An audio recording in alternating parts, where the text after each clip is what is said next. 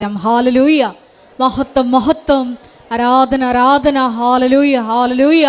ഈശോയെ, നിന്റെ ശക്തി ഈ സമയം ഈ ആലയത്തിൽ പ്രകടമാക്കണമേ എന്ന് പ്രാർത്ഥിക്കുന്നു. പരിശുദ്ധ അമ്മയോടൊപ്പം സിഹിയോൻ മാളികയിൽ ധ്യാനിച്ച അപ്പോസ്തലന്മാര് ഈശോയെ പരിശുദ്ധാത്മാവിനാൽ ശക്തിപ്പെടുത്തിയതുപോലെ ഞങ്ങളുടെ സമൂഹത്തിലേക്കും ആത്മാവിന്റെ കൃപകൾ, ദാനങ്ങൾ വർഷിക്കണമേ എന്ന് പ്രാർത്ഥിക്കുന്നു. പുത്തൻ പന്തക്കുസ്ത അനുഭവം ഈ ആരാധനയിലൂടെ ഞങ്ങൾക്ക് നൽകണമേ എന്ന് പ്രാർത്ഥിക്കുന്നു. അഭിഷേകമുള്ള സാക്ഷികളാക്കി ഉയർത്തണമേ എന്ന് പ്രാർത്ഥിക്കുന്നു. Hallelujah hallelujah. മഹത്വം മഹത്വം, ആരാധന ആരാധന. Hallelujah hallelujah. ഏറ്റവും നല്ല നമ്മുടെ കംപ്ലീറ്റ് ലൈഫ് ഇപ്പം തകിടം മറിഞ്ഞിരിക്കുകയാണെന്ന് വിചാരിച്ചോ? സാമ്പത്തിക പ്രയാസങ്ങളും കുഞ്ഞുങ്ങളുടെ ദുർനടപ്പും വീട്ടിൽ പ്രാർത്ഥനയില്ലായ്മയും അടിക്കടി ഉണ്ടാകുന്ന ദുരന്തങ്ങളും സങ്കടങ്ങളും എല്ലാം കൂടി നിങ്ങളുടെ ജീവിതം ഒരു അലങ്കോലപ്പെട്ടെന്ന് വിചാരിച്ചോ? നിങ്ങളുടെ ഫസ്റ്റ് എയ്ഡ് എന്താണെന്നറിയാമോ? അലങ്കോലപ്പെട്ട് കഴിഞ്ഞാൽ, ജീവിതം അലങ്കോലപ്പെട്ടാൽ, എല്ലാത്തിനൊരു ഫസ്റ്റ് എയ്ഡ് ഉണ്ടല്ലോ. ജീവിതം അലങ്കോലപ്പെട്ടാൽ ഫസ്റ്റ് എയ്ഡ് സാക്ഷ്യങ്ങൾ കേട്ടുകൊണ്ടിരിക്കണം. ഇപ്പം നിങ്ങൾ ആർക്കും വേണ്ട, വീട്ടിൽ തന്നെ നിങ്ങൾക്കൊരു വിലയില്ലെന്ന് വിചാരിച്ചോ? നിങ്ങൾ അങ്ങനെയൊക്കെ പറഞ്ഞ് എനിക്കൊന്നും ഫീൽ ചെയ്യത്തില്ല. എന്താ കാര്യം എന്നറിയാവോ?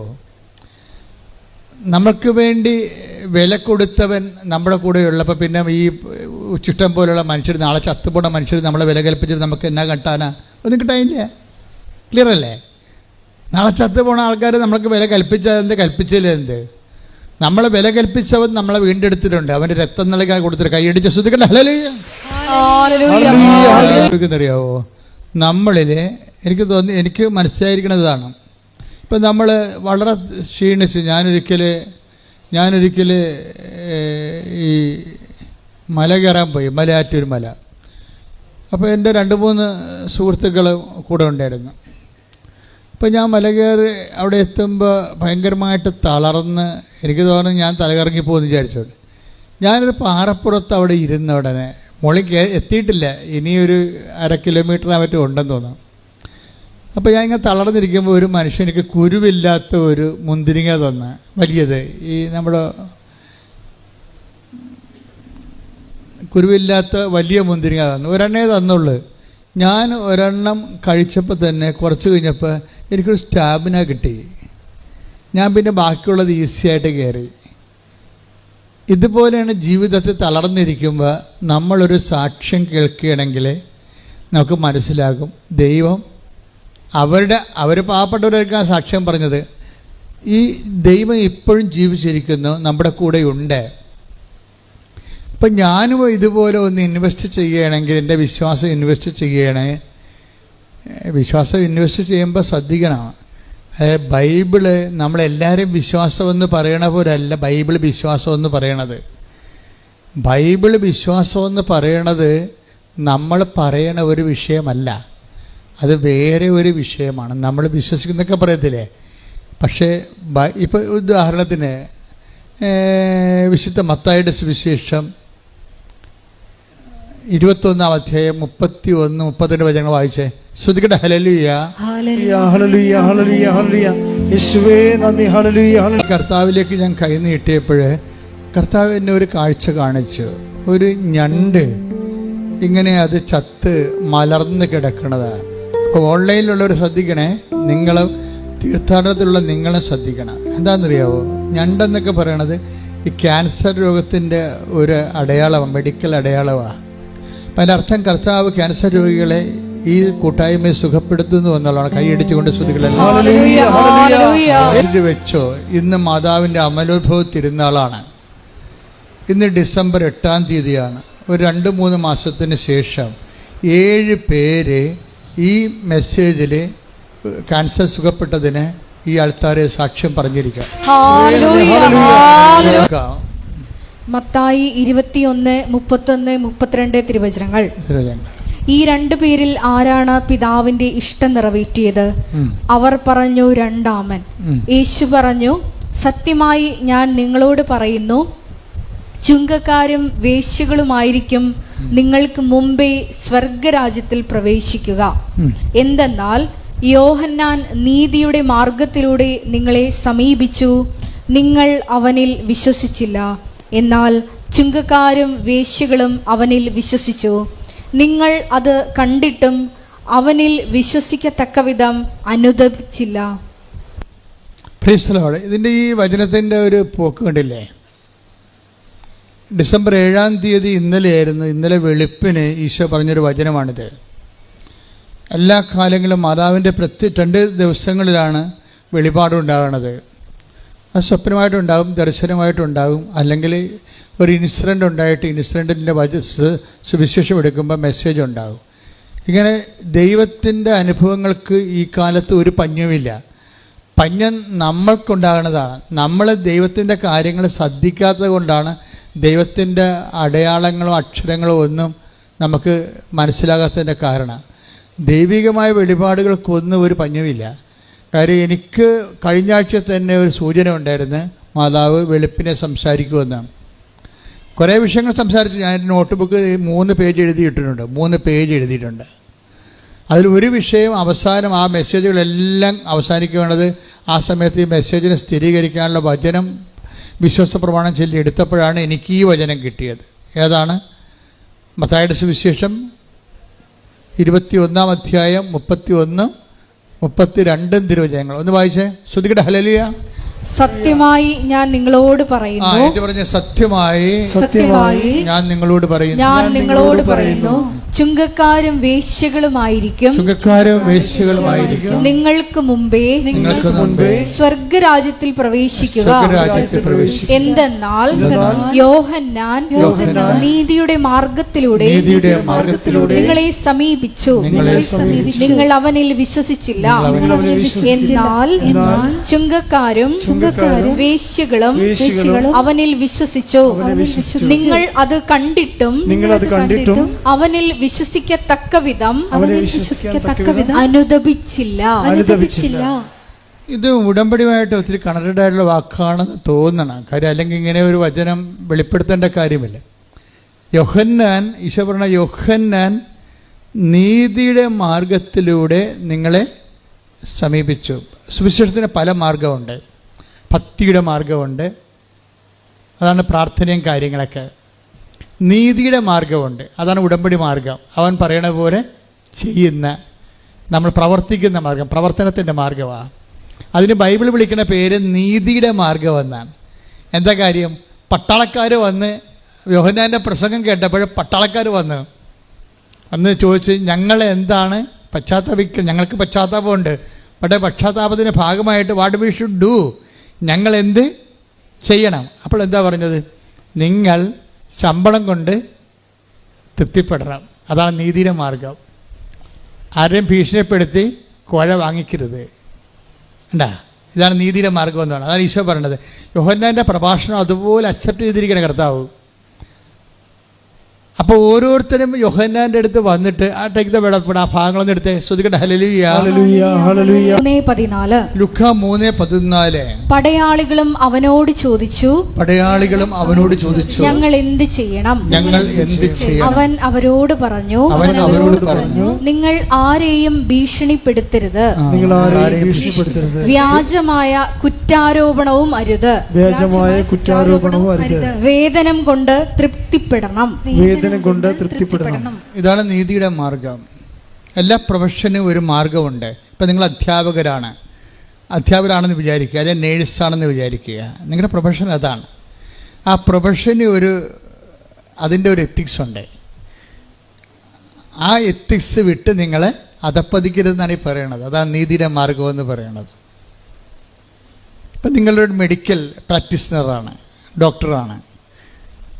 അപ്പോൾ നിങ്ങളൊരു ഈ അഫയേഴ്സിൽ പെട്ടവർക്ക് അബോർഷൻ ചെയ്ത് കൊടുക്കുകയാണെങ്കിൽ ചിലപ്പോൾ അവർ 2-3 ലക്ഷം രൂപ തരും രക്ഷപ്പെടാൻ വേണ്ടി. ആരെങ്കിലും ചെയ്യട്ടെ, നിങ്ങളെന്തിനാണ് ആ രക്തത്തിൽ പങ്കെടുക്കണത്? മനസ്സിലായില്ലേ? അതാണ് നീതിയുടെ മാർഗം. ഇപ്പം നിങ്ങൾ ഡോക്ടറാണ്. ചില ഡോക്ടർമാർ ഇങ്ങനെ അബോർഷൻ ക്ലിനിക്ക് തന്നെ ഉണ്ടാക്കി വെച്ചിട്ടുണ്ട്, അമേരിക്കയിലൊക്കെ ഉള്ളതുപോലെ. രഹസ്യമാണ്, പുറത്ത് എഴുതി വെച്ചിട്ടില്ല, പക്ഷേ രഹസ്യമാണ്. ആര് വന്നാലും ഇപ്പം ഈ ലവ് അഫയേഴ്സിനും കമിതാക്കൾക്ക് അറിയാം എവിടെയാണ് അബോർഷൻ നടത്തണമെന്ന്. അപ്പോൾ അവർ ആ സ്ഥലത്തേക്ക് പോകും. അവർക്ക് വേറെ ഒരു ചികിത്സയും വേണ്ട, ഈ കുഞ്ഞുങ്ങളെ കൊന്നു കൊടുത്താൽ മതി. അതിനേക്കാൾ നല്ല അവർ ഇറച്ചിക്കള നടത്തണമാണ്. അതാണ് വിഷയം. കുറച്ച് കഴിയുമ്പോൾ ഈ നീതി പ്രൊഫഷണൽ ജസ്റ്റിസ് ഉണ്ട്. ഈ പ്രൊഫഷണൽ ജസ്റ്റിസ്, അതാണ് യോഹന്നാൻ നിങ്ങളെ നീതിയുടെ മാർഗത്തിലൂടെ അദ്ദേഹം സുവിശേഷം കൈമാറിയപ്പോഴേ അത് സത്യസന്ധമായിട്ടാണ് കൈമാറിയിരിക്കുന്നത്, അല്ലാതെ സുഖിപ്പിച്ചല്ല. ആൾക്കാരെ സുഖിപ്പിച്ച് ദൈവത്തിൻ്റെ അടുത്ത് അനുദപിച്ചു കഴിഞ്ഞാൽ നിങ്ങൾക്ക് ദൈവം ഇങ്ങനെ ആനക്കൂന തരുമെന്നല്ല പറഞ്ഞത്. സത്യസന്ധമായ സുവിശേഷം നീതിയുടെ മാർഗമാണ്. ഉടമ്പടി അന്വേഷിക്കുന്നത് ഈ നീതിയുടെ മാർഗമാണ്. ഇപ്പം കഴിഞ്ഞ ദിവസങ്ങളിൽ സിമി എന്നും പറഞ്ഞൊരു സീനിയർ നേഴ്സ്, ഇംഗ്ലണ്ടിൽ 20 കൊല്ലമായിട്ട് പ്രവർത്തിക്കുന്ന സീനിയർ നേഴ്സിൻ്റെ സാക്ഷ്യം ഇന്ന് അപ്പീലുണ്ട്.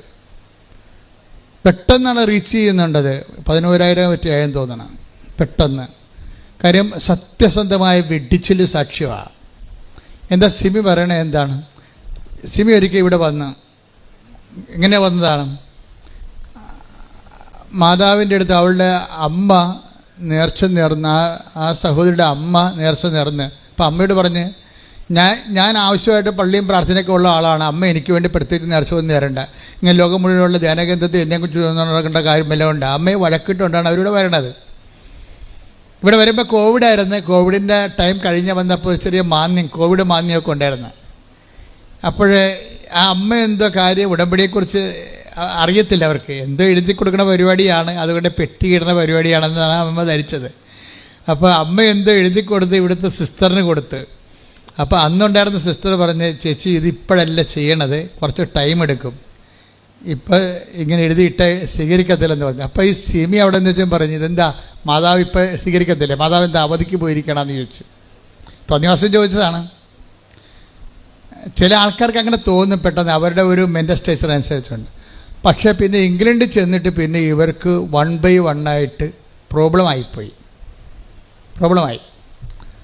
പ്രോബ്ലം വെച്ച് കഴിഞ്ഞാൽ അതിപ്പം നിങ്ങളറിയാം, ഇപ്പോൾ ലോകത്തിലുള്ള ഒത്തിരിയേറെ മനുഷ്യർ കാര്യങ്ങളറിയാതെ കൃപാസനം മാതാവിനെയും കൃപാസനം മാതാവ് എന്ന് പറയണത്, കൃപാസനം പത്രം എന്ന് പറയണത് മാതാവിൻ്റെ പ്രത്യക്ഷീകരണ സന്ദേശം ലോകത്തിലെത്തിക്കാനുള്ള ദൈവത്തിൻ്റെ കൈകളാണത്. ഞങ്ങൾക്ക് അതിനെക്കുറിച്ച് നല്ല ബോധമുണ്ട്.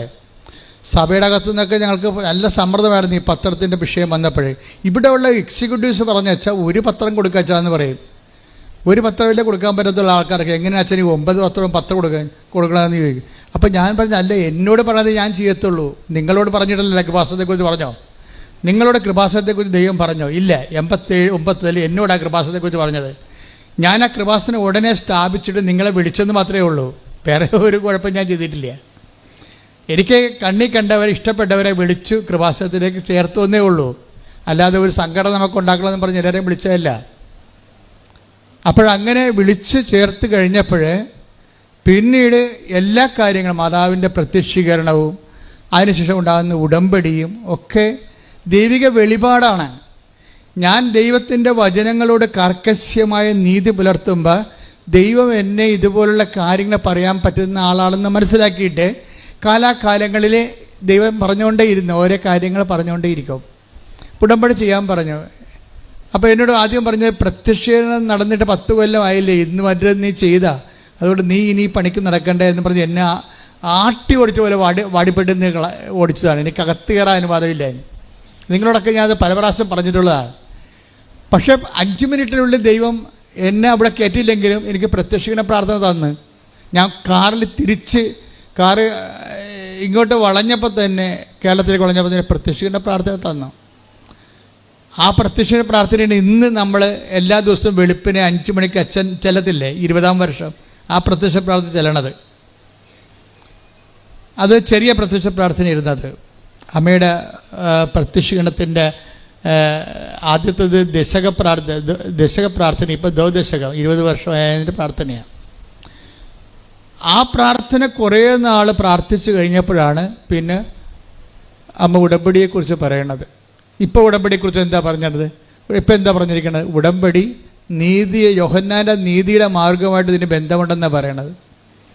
ഇപ്പം പറഞ്ഞു കേട്ടില്ലേ, ഇന്നലെ അമ്മയുടെ പ്രത്യക്ഷീകരണത്തിൻ്റെ വെളിപ്പാൻ കാലമാണ്. എന്താ പറയണത്? ഉടമ്പടി നീതിയുടെ മാർഗമാണെന്ന് ജനങ്ങളോട് നീ പറയണം. അല്ലാതെ പ്രാർത്ഥന മാത്രം ചൊല്ലിക്കൊണ്ടിരിക്കരുത്. വീട്ടിൽ പോയി പ്രത്യക്ഷ പ്രാർത്ഥന ചൊല്ലിക്കൊണ്ട് മാത്രം ഇരുന്നുകൊണ്ട് ദൈവത്തിൻ്റെ അനുഗ്രഹം അടിച്ചു മാറ്റാൻ വേണ്ടി ആരും മസിൽ പിടിക്കേണ്ട കാര്യമില്ല. അതാണ് പച്ചക്ക് പറയുകയാണ് സംഭവം. ജീവിതം കറക്റ്റ് ചെയ്യാതെ പ്രാർത്ഥിച്ച് മാത്രം ഇരുന്ന പിച്ചുമ്പയും പറഞ്ഞ ആൾക്കാർ പോലെ ഇരിക്കും. ഉടമ്പടി ഒരു പ്രാർത്ഥനയുടെ മാർഗമല്ല, മറിച്ച് എന്താണ്, അത് പ്രാർത്ഥനയെ സപ്പോർട്ട് ചെയ്യുമ്പോൾ തന്നെ ബേസിക്കായിട്ട് നീതിയുടെ മാർഗമാണ്. ഒന്നൊരു വായിച്ചമാറ്. എന്തെന്നാൽ യോഹന്നാൻ നീതിയുടെ മാർഗത്തിലൂടെ നിങ്ങളെ സമീപിച്ചു നിങ്ങൾ അവനിൽ വിശ്വസിച്ചില്ല. ഇതാണ് പ്രശ്നം. ഉടമ്പടി മാർഗത്തിലൂടെ നിങ്ങളെ സമീപിക്കുന്നു. നിങ്ങൾ ഉടമ്പടി ചെയ്തിട്ടുണ്ട്, പക്ഷേ ഉടമ്പടി ചെയ്ത കുറേ ആൾക്കാരെ ദൈവം വിശ്വസിക്കണില്ല. ഇതാണ് ഇതിൻ്റെ ട്രാജഡി. ഉടമ്പടി ചെയ്ത അണ്ണന്മാർ കേൾക്കണം കേട്ടോ. ഉടമ്പടി ചെയ്ത 50% പേരെയെങ്കിലും ദൈവം വിശ്വസിക്കണില്ല. എന്താ കാരണം? യോഹന്നാൻ നീതിയുടെ മാർഗത്തിലൂടെ വന്നു. വായിച്ചോ. എന്തെന്നാൽ യോഹന്നാൻ നീതിയുടെ മാർഗത്തിലൂടെ നിങ്ങളെ സമീപിച്ചു നിങ്ങൾ അവനിൽ വിശ്വസിച്ചില്ല. എന്ന് വെച്ചാൽ അതിന്റെ അർത്ഥം എന്താണ്? പട്ടാളക്കാരും അത് ചോദിച്ചു, ഞങ്ങൾ എന്ത് ചെയ്യണം? അപ്പൊ യോഹന്നാൻ എന്ത് പറഞ്ഞു? നിങ്ങൾ ആരെയും ഭീഷണിപ്പെടുത്തരുത്. കിമ്പളം മേടിക്കാനല്ല ഭീഷണിപ്പെടുത്തുന്നത്. എല്ലാ വീടുകളിലൊക്കെ കയറിയിട്ട് ഭീഷണിപ്പെടുത്തിയിട്ട് അപ്പം എടുത്തുകൊണ്ട് പോവുക. അന്നത്തെ പട്ടാളക്കാരുടെ മെയിൻ പരിപാടിയായിരുന്നു. വസ്ത്രം എടുത്തുകൊണ്ട് പോവുക, പെണ്ണുങ്ങൾ മാത്രമുള്ള സ്ഥലത്ത് നിന്ന് അവരെ ഡിസ്റ്റർബ് ചെയ്യുക. ഇതാണ് അവരുടെ അഴിമതി. അന്നത്തെ റോമാൻ പട്ടാളക്കാരല്ലേ, അവരുടെ അഴിമതി അതാ. നമുക്ക് കണ്ടതാണത്, ബൈബിളുണ്ടത്. അപ്പോൾ ആരെയും ഭീഷണിപ്പെടുത്തരുത്. പിന്നെ എന്താണ്? വേതനം കൊണ്ട് തൃപ്തിപ്പെടണം. അത് നിസ്സാര കാര്യമല്ല. അതാണ് അതിന് ദൈവം പറയണത്. ഇപ്പം നിങ്ങൾ ശമ്പളം വാങ്ങിക്കുന്നു എങ്കിലും നിങ്ങളെ കിമ്പളം വാങ്ങിക്കുകയും ചെയ്യുന്നുണ്ട്. എന്താ കാര്യം വെച്ച് കഴിഞ്ഞാൽ, കിമ്പളം വാങ്ങിച്ചു കഴിയുമ്പോൾ സ്വാഭാവികമായിട്ട് ദൈവം നിങ്ങൾക്ക് ഭക്ഷണം കഴിക്കാനും യോഹന്നാൻ എന്താ പറയണമെന്നറിയാവോ? എന്തുകൊണ്ട് കിമ്പളം വാങ്ങിക്കേണ്ടെന്നാണ് പറയണമെന്നറിയാവോ? അതായത് നിങ്ങളുടെ ശമ്പളം കൊണ്ട് നിങ്ങൾ തൃപ്തിപ്പെടണം. ഇവിടുത്തെ മെയിൻ പ്രശ്നം അതാണല്ല. ഇപ്പോൾ 1,00,000 രൂപ ശമ്പളമുള്ള ആളിനെ എന്തുകൊണ്ടാണ് മറ്റുള്ളവരുടെ ഈ നക്കാപ്പിച്ച ധർമ്മച്ചട്ടിയിലേക്ക് കൈയിട്ട് വരണത്? എന്താണ്? അയാൾക്ക് തൃപ്തിയില്ല. അവർക്ക് തൃപ്തി ഇല്ലെങ്കിലും ഇത് ഒരു മാനസിക രോഗമാണ് തൃപ്തിയില്ലെന്ന് പറയണത്. അല്ലാതെ അത് ഒരു മാനുഷിക പ്രശ്നമല്ല. തൃപ്തിയില്ലെന്ന് പറയണത് ഒരു മാനസിക രോഗമാണ്. എന്താ കാര്യം? ഒരു ലേഡി, ഒരു 10-40 വയസ്സുള്ള ലേഡിയുടെ ഒരു വീഡിയോ ഇറങ്ങിയിട്ടുണ്ട്. നിങ്ങൾ കണ്ടാന്നറിയത്തില്ല. അവർ പറയണത്, ഞാൻ ആഫ്രിക്കക്കാരുമായിട്ട് ശയിച്ചിട്ടുണ്ട്, പോരെ ഇന്ത്യക്കാർ, എന്നിട്ട് ഇംഗ്ലീഷുകാർ. ഒരു ലേഡി പച്ചക്ക് പറയണ അവിടെ ഇരുന്നുണ്ടേ, ഈ ലോകത്തിലുള്ള ഓരോ രാജ്യത്തിലുള്ള ആൾക്കാരുമായിട്ട് അവർക്ക് ശാരീരിക ബന്ധമുണ്ടെന്നാണ്. എന്നിട്ടും ഈ ആൾക്ക് തൃപ്തിയില്ല. അതൊരു മാനസിക രോഗമാണ്. സുവിശേഷത്തിൻ്റെ പ്രധാനപ്പെട്ട ഉദ്ദേശം, നിങ്ങൾ അവറേഷൻസ് കാണിക്കുമ്പോഴേ, സെക്ഷൽ അവറേഷൻ ആയാലും ശരി, നിങ്ങളുടെ ജീവിത പങ്കാളിയുമായിട്ട് നിങ്ങൾക്ക് തൃപ്തിപ്പെടാൻ പറ്റണില്ല എങ്കിൽ അതിന് നിങ്ങൾ ബാക്കി ഒരു ഔട്ട് പോസ്റ്റൊക്കെ ഉണ്ടാക്കിയെടുക്കണമെന്നുണ്ടെങ്കിൽ നിങ്ങൾക്ക് വേണ്ടത് എന്താണെന്നറിയാവോ?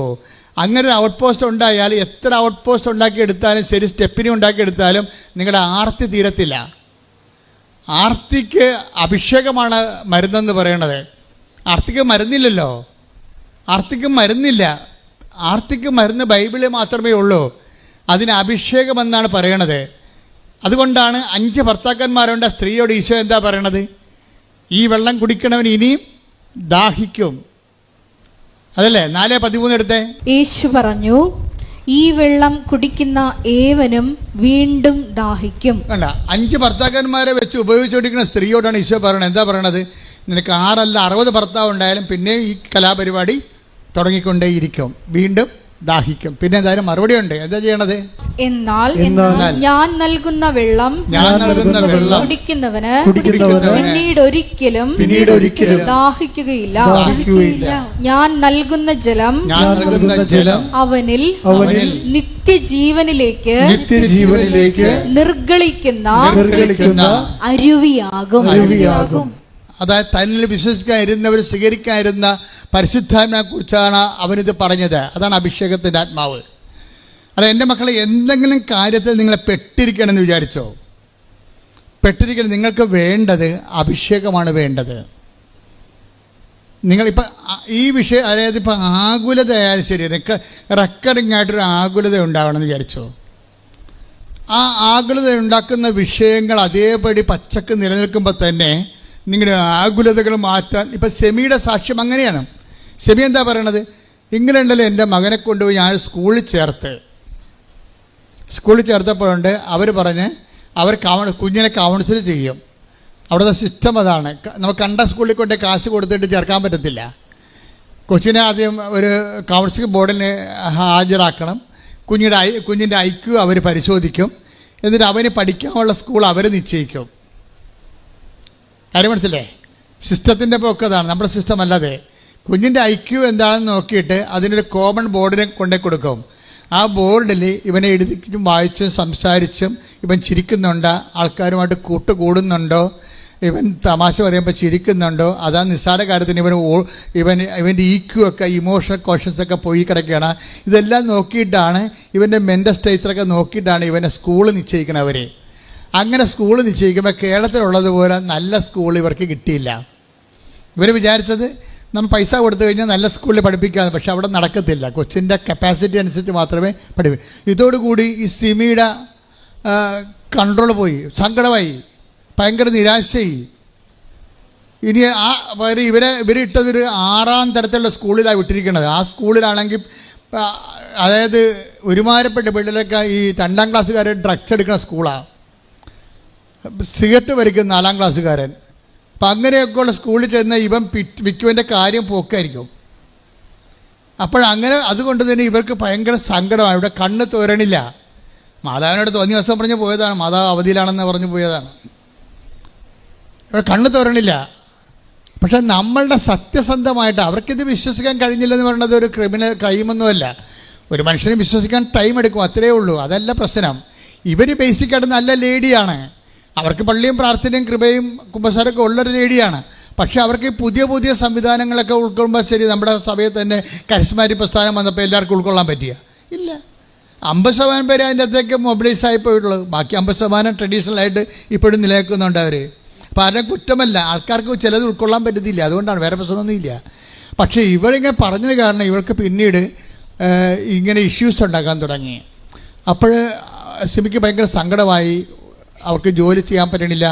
ഓർക്കുമ്പോഴൊക്കെ നെടുവീർപ്പും, ഈ കുഞ്ഞിൻ്റെ ഭാവി എന്താണ് ഇനി എന്നൊക്കെ പറഞ്ഞേക്കുമ്പോൾ ആണ് പെട്ടെന്ന് ഇവളോടത്ത് ദൈവമേ. അപ്പോൾ അമ്മ വിളിച്ചു, ഇവളുടെ അമ്മ വിളിച്ചു പറഞ്ഞു, നീ അന്ന് അസഭ്യം പറഞ്ഞു പോയ മാതാവില്ലേ, ആ മാതാവിൻ്റെ പത്രമൊക്കെ നീ കാണുന്നില്ലേ, എന്തുമാത്രം മനുഷ്യരാണ് അവിടെ പോയി രക്ഷപ്പെടണമെന്ന് നീ അമ്മ പറഞ്ഞു കൊടുക്കും.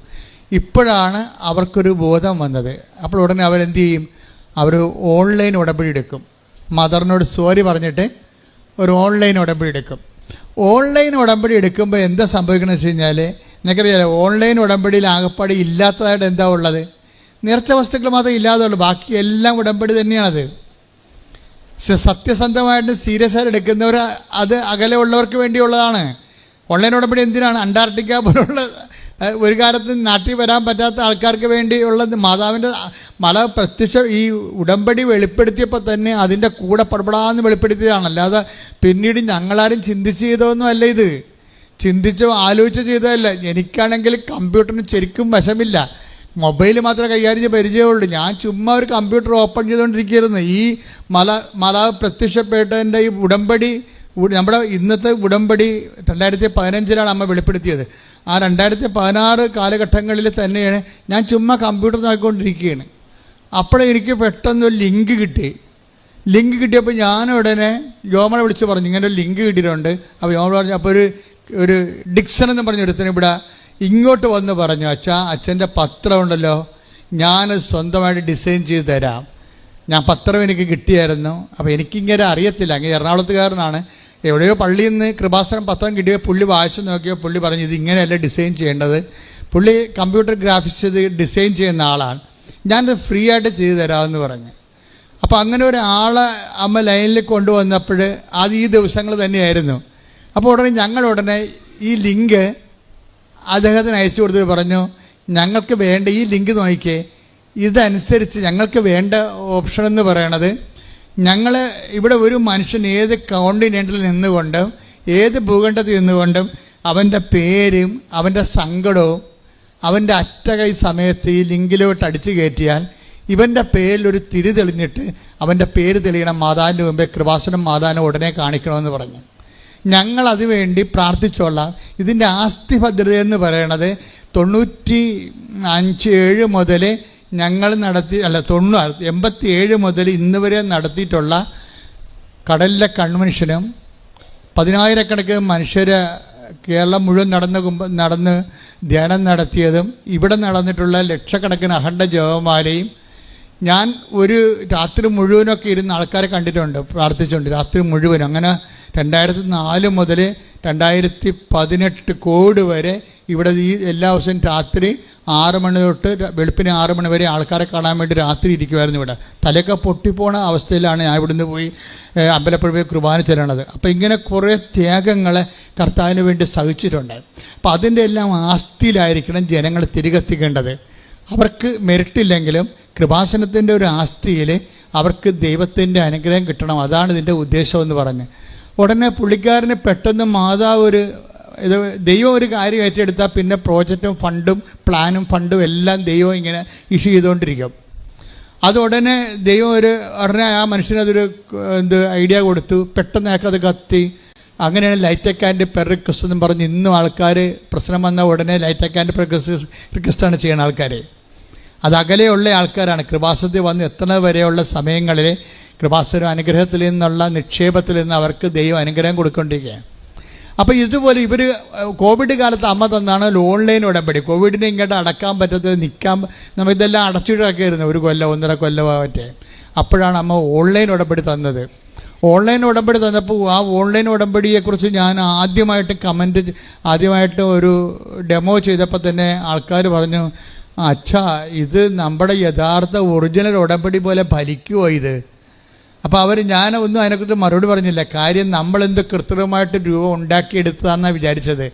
അവർ ഓൺലൈൻ ഈ തീർത്ഥാടന ഉടമ്പടിയാകുമ്പോൾ ഉപവസിക്കണം, പ്രാർത്ഥിക്കണം, രോഗികളെ പോയി കാണണം, അങ്ങനെ എന്തുമാത്രം ദാനധർമ്മങ്ങളൊക്കെ ചെയ്യണം, കുറേ ചെയ്യാനുള്ള വർക്ക് എക്സർസൈസുകളില്ലേ, അതൊന്നും ഇതിനകത്തില്ലല്ലോ. ഞാൻ എല്ലാം ഇതിനകത്തുണ്ട്. ആൾക്കാർ ചെയ്താൽ മതി. കാര്യം നമ്മളെ എന്ത് ചെയ്യണം എന്നല്ല പ്രശ്നം, ആര് ചെയ്യുന്നു എന്നുള്ളതാണ് പ്രശ്നം. ഇപ്പോൾ ഉടമ്പടി എടുത്തിട്ട് നിങ്ങളാണ് ഇതിൻ്റെ അകത്ത് ഉടമ്പടിയിൽ വൈറ്റോ ബ്ലാക്കോ ആകണത് നിങ്ങളുടെ നിലപാടിൻ്റെ ഭാഗമായിട്ടാണ്. നിങ്ങൾക്ക് വേണമെങ്കിൽ ഉടമ്പടി ബ്ലാക്ക് ആക്കാൻ പറ്റും. എന്താ കാര്യം? അതുകൊണ്ടാണ് ഞങ്ങളെ ഈ 65 വയസ്സുകാരെ കൊണ്ട് ഉടമ്പടി ചെയ്യിക്കാത്തത്. കാര്യം അവർ പ്രാർത്ഥിക്കാൻ മാത്രമേ ചെയ്യത്തുള്ളവർ. അവർ പ്രാർത്ഥിക്കുക, അവർ പത്രങ്ങൾ കൊണ്ട് കൊടുക്കുകയോ അതൊക്കെ വിശദീകരിക്കുക. ഒന്നാമത് അവർക്ക് പത്രം വായിക്കാൻ കണ്ണു കാണാൻ പാടില്ല. പലർക്കും സ്വന്തമായിട്ട് പത്രം വായിക്കാൻ കണ്ണു കാണാൻ പാടില്ലാത്ത ആൾക്കാരെങ്ങനെ പത്രം വായിക്കണത്? അവർ വായിക്കത്തില്ല, മനസ്സിലാക്കത്തില്ല. ശരിക്കും പറഞ്ഞാൽ ഉടമ്പടിയൊക്കെ എടുക്കണമെങ്കിൽ തന്നെ ഇവിടെ കണ്ണ് ടെസ്റ്റ് ചെയ്യാൻ വേണ്ടി ഒരു കണ്ണ് ഡോക്ടറിനെ വെക്കേണ്ടതാണ് ഇവിടെ. കാര്യം അത് ശരിയായാൽ മാത്രമേ ബാക്കിയെല്ലാം ശരിയാകത്തുള്ളൂ. കാര്യം ഇവരെത്ര പേര് ഈ പത്രം വായിക്കുന്നുണ്ട്? ഈ 18 പത്രവും മേടിച്ചുകൊണ്ട് പോകുന്ന ആൾക്കാർ എത്ര പേര് ആ പത്രം വായിക്കുന്നുണ്ട്? മറ്റുള്ളവൻ്റെ മേൽ വായിക്കുത്തിക്കയറണം എന്നല്ല, നിങ്ങളിത് വായിക്കുന്നുണ്ടോ? നിങ്ങൾ വായിച്ചിട്ട് അതിൻ്റെ പ്രധാന കുറിപ്പ് നിങ്ങൾ വായിക്കുന്നുണ്ടോ? നിങ്ങളിതൊന്നും വായിക്കാതെ ഈ കിട്ടിയ സംഭവം ഒരു കടമ നിർവഹിക്കണ പോലെ മറ്റുള്ളവന് മോന്തക്കെട്ട് എറിഞ്ഞും പോയി കഴിഞ്ഞാൽ ഇത് ബ്ലാക്ക് ഉടമ്പടി എന്ന് പറയും. Black covenant. അതാരാണ്? നിങ്ങൾ ബ്ലാക്ക് ആയത് കൊണ്ടാണ് കവനൻറ്റ് ബ്ലാക്ക് ആകണത്. വൈറ്റായിട്ടുള്ള ആൾക്കാരുണ്ട് എന്ന് വെച്ചാൽ അവരെടുക്കുമ്പോൾ അവരത് തന്നെ എല്ലാം മൊത്തം ഇരുന്ന് വായിക്കും. വായിച്ചതിന് ശേഷം ദൈവസ്നേഹം നിറയും. എന്നിട്ട് അവർ ദൈവത്തെക്കുറിച്ച് ആൾക്കാരോട് പറയും. അതാണ് വൈറ്റ് ഉടമ്പടി എന്ന് പറയണത്. അതിലേക്ക് വരണം. കാര്യം ജനങ്ങൾക്ക് മാനസാന്തരം ഉണ്ടാകുകയും ദൈവത്തെ അവർ അറിയുകയും നീതിയുടെ മാർഗത്തിലേക്ക് സമൂഹം പരിവർത്തനം ചെയ്യപ്പെടണം. ശ്രുതികട ഹല്ലേലൂയ. ഹല്ലേലൂയ ഹല്ലേലൂയ. പരമദിവ്യകാരുണ്യത്തിന് ആരാധനയും സ്തുതിയും പുകഴ്ചയും ഉണ്ടായിരിക്കട്ടെ. അപ്പോൾ ഇത് ഓൺലൈൻ ഉടമ്പടി എടുത്തതിന് ശേഷം സിമി നേഴ്സിൻ്റെ ഒരു നേച്ചർ എന്ന് പറയണത് അവർ ബേസിക്കായിട്ട് സീരിയസ് ആണ്. അധികം ചിരിക്കത്തൊന്നുമില്ല. അവർ സീരിയസ് ആണ് വിഷയം. ചില ആൾക്കാരുണ്ടല്ലോ ഈ എപ്പോഴും നേച്ചർ സീരിയസ് ആയിരിക്കും. അത് ഒത്തിരി സംസാരിക്കത്തില്ല. പിന്നെ എപ്പോഴും ഇങ്ങനെ സൗമ്യമായി സംസാരിക്കത്തില്ല. അപ്പം അങ്ങനെ ഒരു ലീഡർഷിപ്പിന് പറ്റുന്ന ആളാണ്. ഇച്ഛാശക്തിയൊക്കെ ഉള്ള ആൾക്കാരാണ്. അപ്പം അതുകൊണ്ട് ഇവരുടെ നേച്ചർ അനുസരിച്ച് ഇവർ സംഭവം ഏറ്റില്ലെങ്കിൽ ഒരിക്കലും ഏക്കത്തില്ല, ഏറ്റാൽ ഒരു 1.5 ഏപ്പായിരിക്കും. അങ്ങനെ ആൾക്കാരുണ്ട്. നമ്മുടെ എല്ലാ മനുഷ്യരും കാണാം. ചിലയൊക്കെ നമുക്ക് വയറ് നോക്കി മനസ്സിലാക്കാൻ പറ്റും ഈ എന്ത് ടൈപ്പാണെന്ന്. അതെന്താ വെച്ച് കഴിഞ്ഞാൽ ചില ആൾക്കാർ ആവശ്യമില്ലെങ്കിലും ചില കൊള്ളാന്ന് ചിരിച്ചുകൊണ്ടിരിക്കും. അവരെ ഒന്നും ഏൽപ്പിക്കാൻ കൊള്ളത്തില്ല, ഒരു സാധനം ചെയ്യത്തില്ല, മടിയായിരിക്കും. ചെയ്യും. ഈ വവ്വാൽ കടിച്ച പോലെ കിടക്കും. ഈ വവ്വാൽ തങ്ങലിങ്ങൊക്കെ കടിച്ചിട്ട് അതിന് തിന്നാൻ പറ്റില്ല. അതിൻ്റെ കയ്യും താഴെ വീഴും, താഴെ കിടക്കുകയും ചെയ്യും. അത് അങ്ങനെ പണ്ട് തല്ലി തങ്ങാൻ സാധനമില്ലേ നമ്മുടെ കേരളത്തിലെ ബദാം, അത് ഒരു സ്ഥലത്തിൽ അവർ സത്യപ്പെടുത്താൻ പറ്റത്തില്ല. അവരിങ്ങനെ ചിരിക്കും പറയുന്നത്, അല്ലെങ്കിൽ ചിരിക്കാനുള്ള വകുപ്പൊക്കെ ഉണ്ടാക്കും, അല്ലെങ്കിൽ എവിടെയെങ്കിലുമൊക്കെ ഇങ്ങനെ ടൂർ ഇങ്ങനെ കറങ്ങി കിടക്കും, ഇങ്ങനെ കൂട്ടായ്മയിലൊക്കെ ഈ കുത്തിയിരിക്കും, എന്ത് കുറേ വെടി വർത്താനമൊക്കെ പറഞ്ഞുകൊണ്ടിരിക്കും. ഒരു പണി അവരെ ഏൽപ്പിക്കാൻ കൊള്ളത്തില്ല. കാര്യം അവരുടെ ബോഡി ആ ടൈപ്പാണ്. വിസറട്ടോണിക് എൻഡോമോർഫ് എന്ന് പറയും.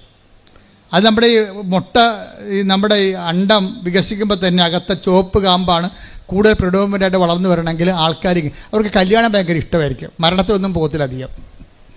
മരണത്തിൽ പോയാൽ തന്നെ അവിടെ പോയിരുന്നുകൊണ്ട് എന്തെങ്കിലുമൊക്കെ പറഞ്ഞുകൊണ്ട് ആൾക്കാരെ ആരുടെയെങ്കിലും പെട്ടയ്ക്ക് തൂങ്ങി വല്ല വെള്ളം അടിക്കാനും പോയിട്ട് അവിടെ ഷാപ്പിൽ ഇരുന്ന് വർത്താനം പറയും, ബാറിലിരുന്നുകൊണ്ട്. അങ്ങനെ ടൈപ്പുണ്ട്. അങ്ങനെ ഓരോ മനുഷ്യർ ഇവരെന്ന് പറഞ്ഞാൽ സീരിയസ് ബോഡിയാണ് ഇവരുടെ. ഇപ്പം ഇവർ ഒരു കാര്യം പറഞ്ഞാൽ ഉണ്ടെങ്കിൽ ഉണ്ട്, ഇല്ലെങ്കിൽ ഇല്ല. ഇവർ ഓൺലൈൻ ഉടമ്പടി എടുത്ത് പിന്നെ എന്താ സംഭവം, ഇവർ മൊത്തം അങ്ങോട്ട് അതിൻ്റെ അകത്ത് ആ ഓൺലൈൻ ഉടമ്പടിയാണല്ലോ എടുത്തതെന്നല്ല, അവർ കൃത്യമായിട്ട് വചനം വായിക്കാൻ തുടങ്ങി. ഒരാളിൻ്റെ മാറ്റം കണ്ടില്ലേ? ഇവിടെ വന്നിട്ട് മാതാവ് അവധിയിലാണെന്ന് പറഞ്ഞ് പോയ പാർട്ടിയാണ്. ആ ഓൺലൈൻ ഉടമ്പടി എടുത്തു കഴിഞ്ഞപ്പോൾ ഉടനെ അവർ കൃത്യമായിട്ട് വചനം വായിക്കാൻ തുടങ്ങി. 5:30 എഴുന്നേറ്റ് വചനം വായിക്കും, ഇംഗ്ലീഷ് പത്രം കൂടുതൽ വരുത്തിക്കും, എന്നിട്ട് ഓരോ ഇംഗ്ലീഷ് പള്ളിയിൽ കൊണ്ടേ കൊടുക്കും. ഇംഗ്ലീഷ് പത്രമല്ലേ? അപ്പോൾ ആ ഇംഗ്ലീഷ് കമ്മ്യൂണിറ്റി അവിടെ ഇംഗ്ലണ്ടിലുണ്ടല്ലോ, ലണ്ടനിൽ ഇംഗ്ലീഷ് കമ്മിറ്റി ഉണ്ട്, പള്ളിയുണ്ടല്ലോ, അവിടെ കൊണ്ടുപോയി സായിപ്പന്മാരോട് കൃപാസനത്തെക്കുറിച്ച് സംസാരിക്കും. കണ്ട, അവർ പത്രം കൊടുക്കുക മാത്രമല്ല ചെയ്യണത്, പിന്നെ എന്താണ്, മറ്റൊരു സമൂഹത്തോട് മാതാവിൻ്റെ പ്രത്യക്ഷഗണത്തെക്കുറിച്ച് സംസാരിക്കുകയാണ്. അപ്പോൾ സീരിയസാണ്, വൈറ്റ് ഉടമ്പടിയാണത്, സീരിയസ് ആയ വിഷയം. സീരിയസ് ആയപ്പോൾ സിമി പറയുന്നൊരു സംഭവമുണ്ട്, മകൻ്റെ കാര്യം ഞാൻ മറന്നുപോയെന്ന്. അതിന് അഭിഷേകം എന്ന് പറയണത്. തന്നെയല്ല, മകനെക്കുറിച്ച് ആ സ്കൂളിൽ ചേർത്തപ്പോഴേ എന്നെ അവിടുന്ന് എല്ലാവരും വിളിക്കാൻ തുടങ്ങി. എന്താണ്, അവിടുത്തെ ഹെഡ് മിസ്സസ് വരെ എന്നെ വിളിച്ചു. എന്താണ്, മകൻ്റെ നല്ല നല്ല കാര്യങ്ങൾ പറയാൻ വിളിച്ചെന്ന്, അവൻ്റെ സ്വഭാവവും. അപ്പം ദൈവം ആ ഉടമ്പടി എടുത്തെന്നർത്ഥം. എന്താ കാര്യം, ദൈവത്തിൻ്റെ ഉടമ്പടി സിമി എടുത്തു. സിമി സീരിയസ് ആയി. ഇത് പണ്ട് ഉടമ്പടിയുടെ കാലം തുടങ്ങിയപ്പോൾ ദൈവം എന്നോട് പറയുന്നൊരു വാക്ക് ഉണ്ടായിരുന്നു. അത് ഒത്തിരിപ്പോഴും ഞാൻ പറഞ്ഞിട്ടുണ്ട്, if you are serious God will be sincere, if you are sincere God will be serious. അതാണ് ഉടമ്പടിയുടെ ഒരു ഇക്വേഷൻ, സമവാക്യം എന്ന് പറഞ്ഞ ഇതാണ്. നമ്മൾ സീരിയസ് ആണെങ്കിൽ ദൈവവും സിൻസിയറാക്കി ഈ വിഷയത്തിൻ്റെ മേലെ നേരെ മറച്ചു. അപ്പം നമ്മളിതിൽ അഴകുഴമ്പൻ ഉടമ്പടി എടുത്തിരിക്കണമെങ്കിൽ ഈ വിഷയം മുമ്പത്തേക്കാൾ അളിയാൻ സാധ്യതയുണ്ട്. വെറുതെ അതാണ് ഞാൻ പറയണത്, ആലപ്പുഴ വന്ന് പണി മേടിക്കരുതെന്ന് പറയത്തില്ലേ, അതിൻ്റെ കാരണം അതാണ്. എന്താ കാര്യം, ചില ആൾക്കാർക്ക് ഇതെടുക്കാൻ അർഹതയില്ല. അവർ ടേസ്റ്റ് ഉടമ്പടിയുടെ ഉപ്പ് നോക്കാൻ വന്ന ആൾക്കാരാണ്. ഇട്ട് നോക്കാം, ഇങ്ങനെ കൊത്തുണ്ടാന്ന് നോക്കി, ചൂണ്ടയിടത്തില്ല, കൊത്തി നോക്കാം, മീനുണ്ടെങ്കിൽ പിടിക്കുകയാണെങ്കിൽ ഒരു സംഭവമെങ്കിലും നടന്നാൽ നമുക്ക് പത്രം കൊടുക്കാം, പ്രത്യക്ഷ പ്രാർത്ഥനയ്ക്ക് നേരത്തെ എഴുന്നേക്കാം. ഒരു സംഭവമെങ്കിലും നടന്നു കിട്ടിയാൽ പ്രത്യക്ഷ പ്രാർത്ഥനയ്ക്ക് നേരത്തെ എഴുന്നേക്കാം, 5:30 എഴുന്നേക്കാം. ഒരു സംഭവം നടന്നില്ലെങ്കിൽ പാർട്ടി പണ്ടത്തതുപോലെ 7 മണിക്ക് എഴുന്നേക്കത്തുള്ളൂ പ്രത്യക്ഷയുടെ പ്രാർത്ഥനയ്ക്ക്. അപ്പോൾ കഴിഞ്ഞിരിക്കുന്ന സമയം. ഇതാണ് ഈ ബ്ലാക്ക് ഉടമ്പടി എന്ന് പറയണത്. നിങ്ങൾ അതിൻ്റെ അകത്ത് കാര്യം, ഇതിൻ്റെ അകത്തൊരു നീതിയുടെ മാർഗമുണ്ട്. നീതിയുടെ മാർഗത്തിൻ്റെ 2ാം സെക്ഷൻ വായിച്ചേ. ശ്രുതികട ഹല്ലേലൂയ. എന്നാൽ ചുങ്കക്കാരും വേശ്യകളും അവനിൽ വിശ്വസിച്ചു. നിങ്ങൾ അത് കണ്ടിട്ടും അവനിൽ വിശ്വസിക്കത്തക്ക വിധം അനുദപിച്ചില്ല. വിശ്വസിക്കത്തക്ക വിധം.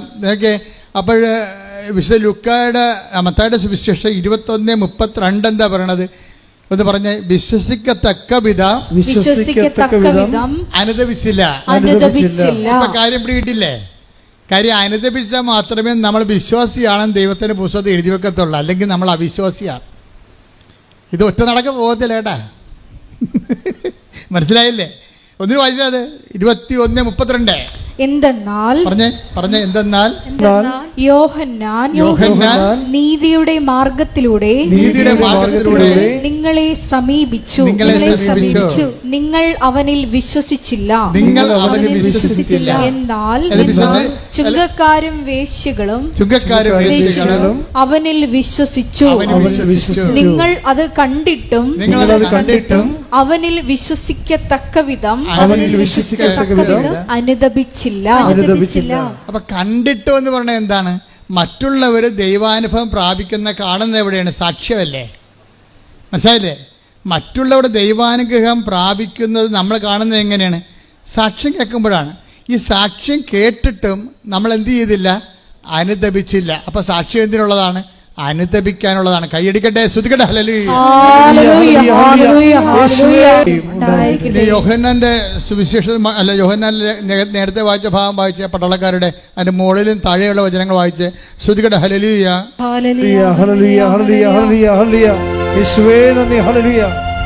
ജനക്കൂട്ടം അവനോട് ചോദിച്ചു. പട്ടാളക്കാർ മാറ്റി. അടുത്ത ശ്രോതാക്കൾ ആരാണ്? ജനക്കൂട്ടമാണ്. ജനക്കൂട്ടം ഈ പ്രസംഗം കഴിഞ്ഞ്, യോഹന്നാൻ്റെ പ്രസംഗം കഴിഞ്ഞപ്പോൾ, നീതിയുടെ മാർഗത്തിൻ്റെ സുവിശേഷം കഴിഞ്ഞപ്പോൾ ഇത് എൻ്റെ ഒരു പോപ്പുലേഷൻ, അവിടുത്തെ ഉണ്ടായിരുന്ന പബ്ലിക് മുഴുവനും യോഹന്നാനോട് ചോദിച്ചു. എന്താ ചോദിച്ചത്? ഞങ്ങൾ എന്താണ് ചെയ്യേണ്ടത്? ഞങ്ങൾ എന്താണ് ചെയ്യേണ്ടത്? ഇപ്പം സുവിശേഷം കേട്ട് കഴിഞ്ഞാൽ പിന്നെ എന്താ അടുത്ത ചോദ്യം എന്താണ്? ഞങ്ങൾ എന്ത് ചെയ്യണം? അല്ല, എന്ത് ചെല്ലണമെന്നല്ല. മനസ്സിലായില്ലേ? ഇതാണ് വ്യത്യാസം ഉണ്ട് ഇതിനകത്ത്. നീതിയുടെ മാർഗം എന്ന് പറയുമ്പോൾ ഞങ്ങൾ എന്താണ് ചൊല്ലേണ്ടതെന്നല്ല ചോദിക്കണത്, പിന്നെ എന്താണ് ചെയ്യേണ്ടത്. അതാണ് അവൻ പറയണത് പോലെ ചെയ്യുക. ഉടമ്പടി. ഇപ്പം നിങ്ങൾ ദൈവമായിട്ട് ഉടമ്പടി ചെയ്യാനാണ് ഈ പറയണത്. ഞങ്ങൾ എന്താണ് ചെയ്യേണ്ടത്? അപ്പൊ എന്താ യോഹന്നാൻ പറഞ്ഞത്? അവൻ പറഞ്ഞു രണ്ടുടുപ്പുള്ളവൻ ഒന്ന് ഇല്ലാത്തവന് കൊടുക്കട്ടെ, ഭക്ഷണം ഉള്ളവനും അങ്ങനെ ചെയ്യട്ടെ. ഇപ്പം എന്താണ് സിമി ചെയ്യണത്? സിമിയുടെ ഭക്ഷണമുണ്ട്, പക്ഷേ ഇംഗ്ലണ്ടിൻ്റെ നിയമം അനുസരിച്ചുകൊണ്ട് ഭക്ഷണം ഇങ്ങനെ കൊടുക്കാൻ പറ്റത്തില്ല. ഇപ്പം തന്നെ നമ്മുടെ തേനില്ലേ, തേന് നേരത്തെ എടുത്തുകൊണ്ടിരുന്ന സ്ഥലത്ത് നിന്ന് അതെവിടുന്ന് ഖാദിയുടെ ഇവിടെ ജാർഖണ്ഡിൽ നിന്ന് എടുത്തുകൊണ്ടിരുന്നത്, അത് നമ്മൾ കട്ട് ചെയ്തിട്ട് കാഞ്ഞിരപ്പള്ളി രൂപതയെ വിളിച്ച് പറഞ്ഞു ഇതിൻ്റെ പ്രോസസ്സ് ചെയ്യണ മെഷീനുണ്ട്. അപ്പോൾ അവിടുത്തെ അച്ഛൻ പറഞ്ഞു അത് വലിയ പാടാണ്, 8 ലക്ഷം രൂപയാണ് ആ മെഷീന്. ഞാൻ പറഞ്ഞു ആ മെഷീനിൽ തേന് ചെയ്ത് തന്നില്ലെങ്കിൽ, തേന് പ്യൂരിഫൈ ചെയ്ത് തന്നില്ലെങ്കിൽ അമ്മമാരും കുഞ്ഞുങ്ങളുമാണ് ഇത് ഉപയോഗിക്കുന്നത്. അത് മെഡിക്കൽ പ്രോബ്ലംസ് സീരിയസ്നെസ് ഉണ്ടാകും. അപ്പം നിങ്ങളുടെ സൈൻ ഈ തേന് കഴിച്ച് ആർക്കെങ്കിലും എന്തെങ്കിലും ബുദ്ധിമുട്ടുണ്ടാകുകയാണെങ്കിൽ അവരെ ആരാ അന്വേഷിക്കണം എന്നുള്ളത് അതിൻ്റെ അകത്ത് ഫുഡ് നിയമം അനുസരിച്ച് കൊണ്ട് അതിൻ്റെ അകത്ത് എഴുതി വെക്കണം. ഫോൺ നമ്പർ എഴുതി വെക്കണം. അപ്പോൾ നിങ്ങൾ നോക്കിയാൽ മനസ്സിലാകും അത്രയും സീരിയസ് ആണ് വിഷയങ്ങളെല്ലാം. അപ്പോൾ അതുകൊണ്ട് ഇംഗ്ലണ്ടിൽ ഇങ്ങനെ ഭക്ഷണം കൊടുക്കാനേ പറ്റത്തില്ല. നമ്മൾ പൊതിച്ചോറ് കൊണ്ടേ കൊടുക്കത്തില്ലേ, ആ പൊതിച്ചോറിൻ്റെ അകത്ത് ബാക്ടീരിയ ഉണ്ട്, അത് എപ്പോഴാണെന്നൊക്കെ ഉള്ളത്. അതുകൊണ്ട് ഇങ്ങനെയുള്ള പരിപാടി അവരെ കട്ട് ചെയ്തിരിക്കും. അവർക്ക് അവരുടെ സംവിധാനമുണ്ട്. ഫുഡ് ബാങ്ക് എന്ന സംവിധാനമുണ്ട്. ആ ഫുഡ് ബാങ്കിലേക്ക് നമുക്ക് കൊണ്ടേ കൊടുക്കാം. അപ്പോൾ അവർ ആ ഫുഡ് കറക്റ്റാണെന്ന് കണ്ടാൽ അവരത് അക്സെപ്റ്റ് ചെയ്യും. അപ്പോഴേ സിമി എന്താ ചെയ്യണത്? ഭക്ഷണത്തിൻ്റെ പൈസയോ ഭക്ഷണമോ ബ്രാൻഡഡ് ആയിട്ടുള്ള ഫുഡ് വാങ്ങിച്ചിട്ട് ഈ ഫുഡ് ബാങ്കിൽ കൊണ്ടേ കൊടുക്കും. എന്തുമാത്രം മനുഷ്യർ വർക്ക് ചെയ്യുന്ന ഉടമ്പടി അതാണ് നീതിയുടെ മാർഗം എന്ന് പറയണത്.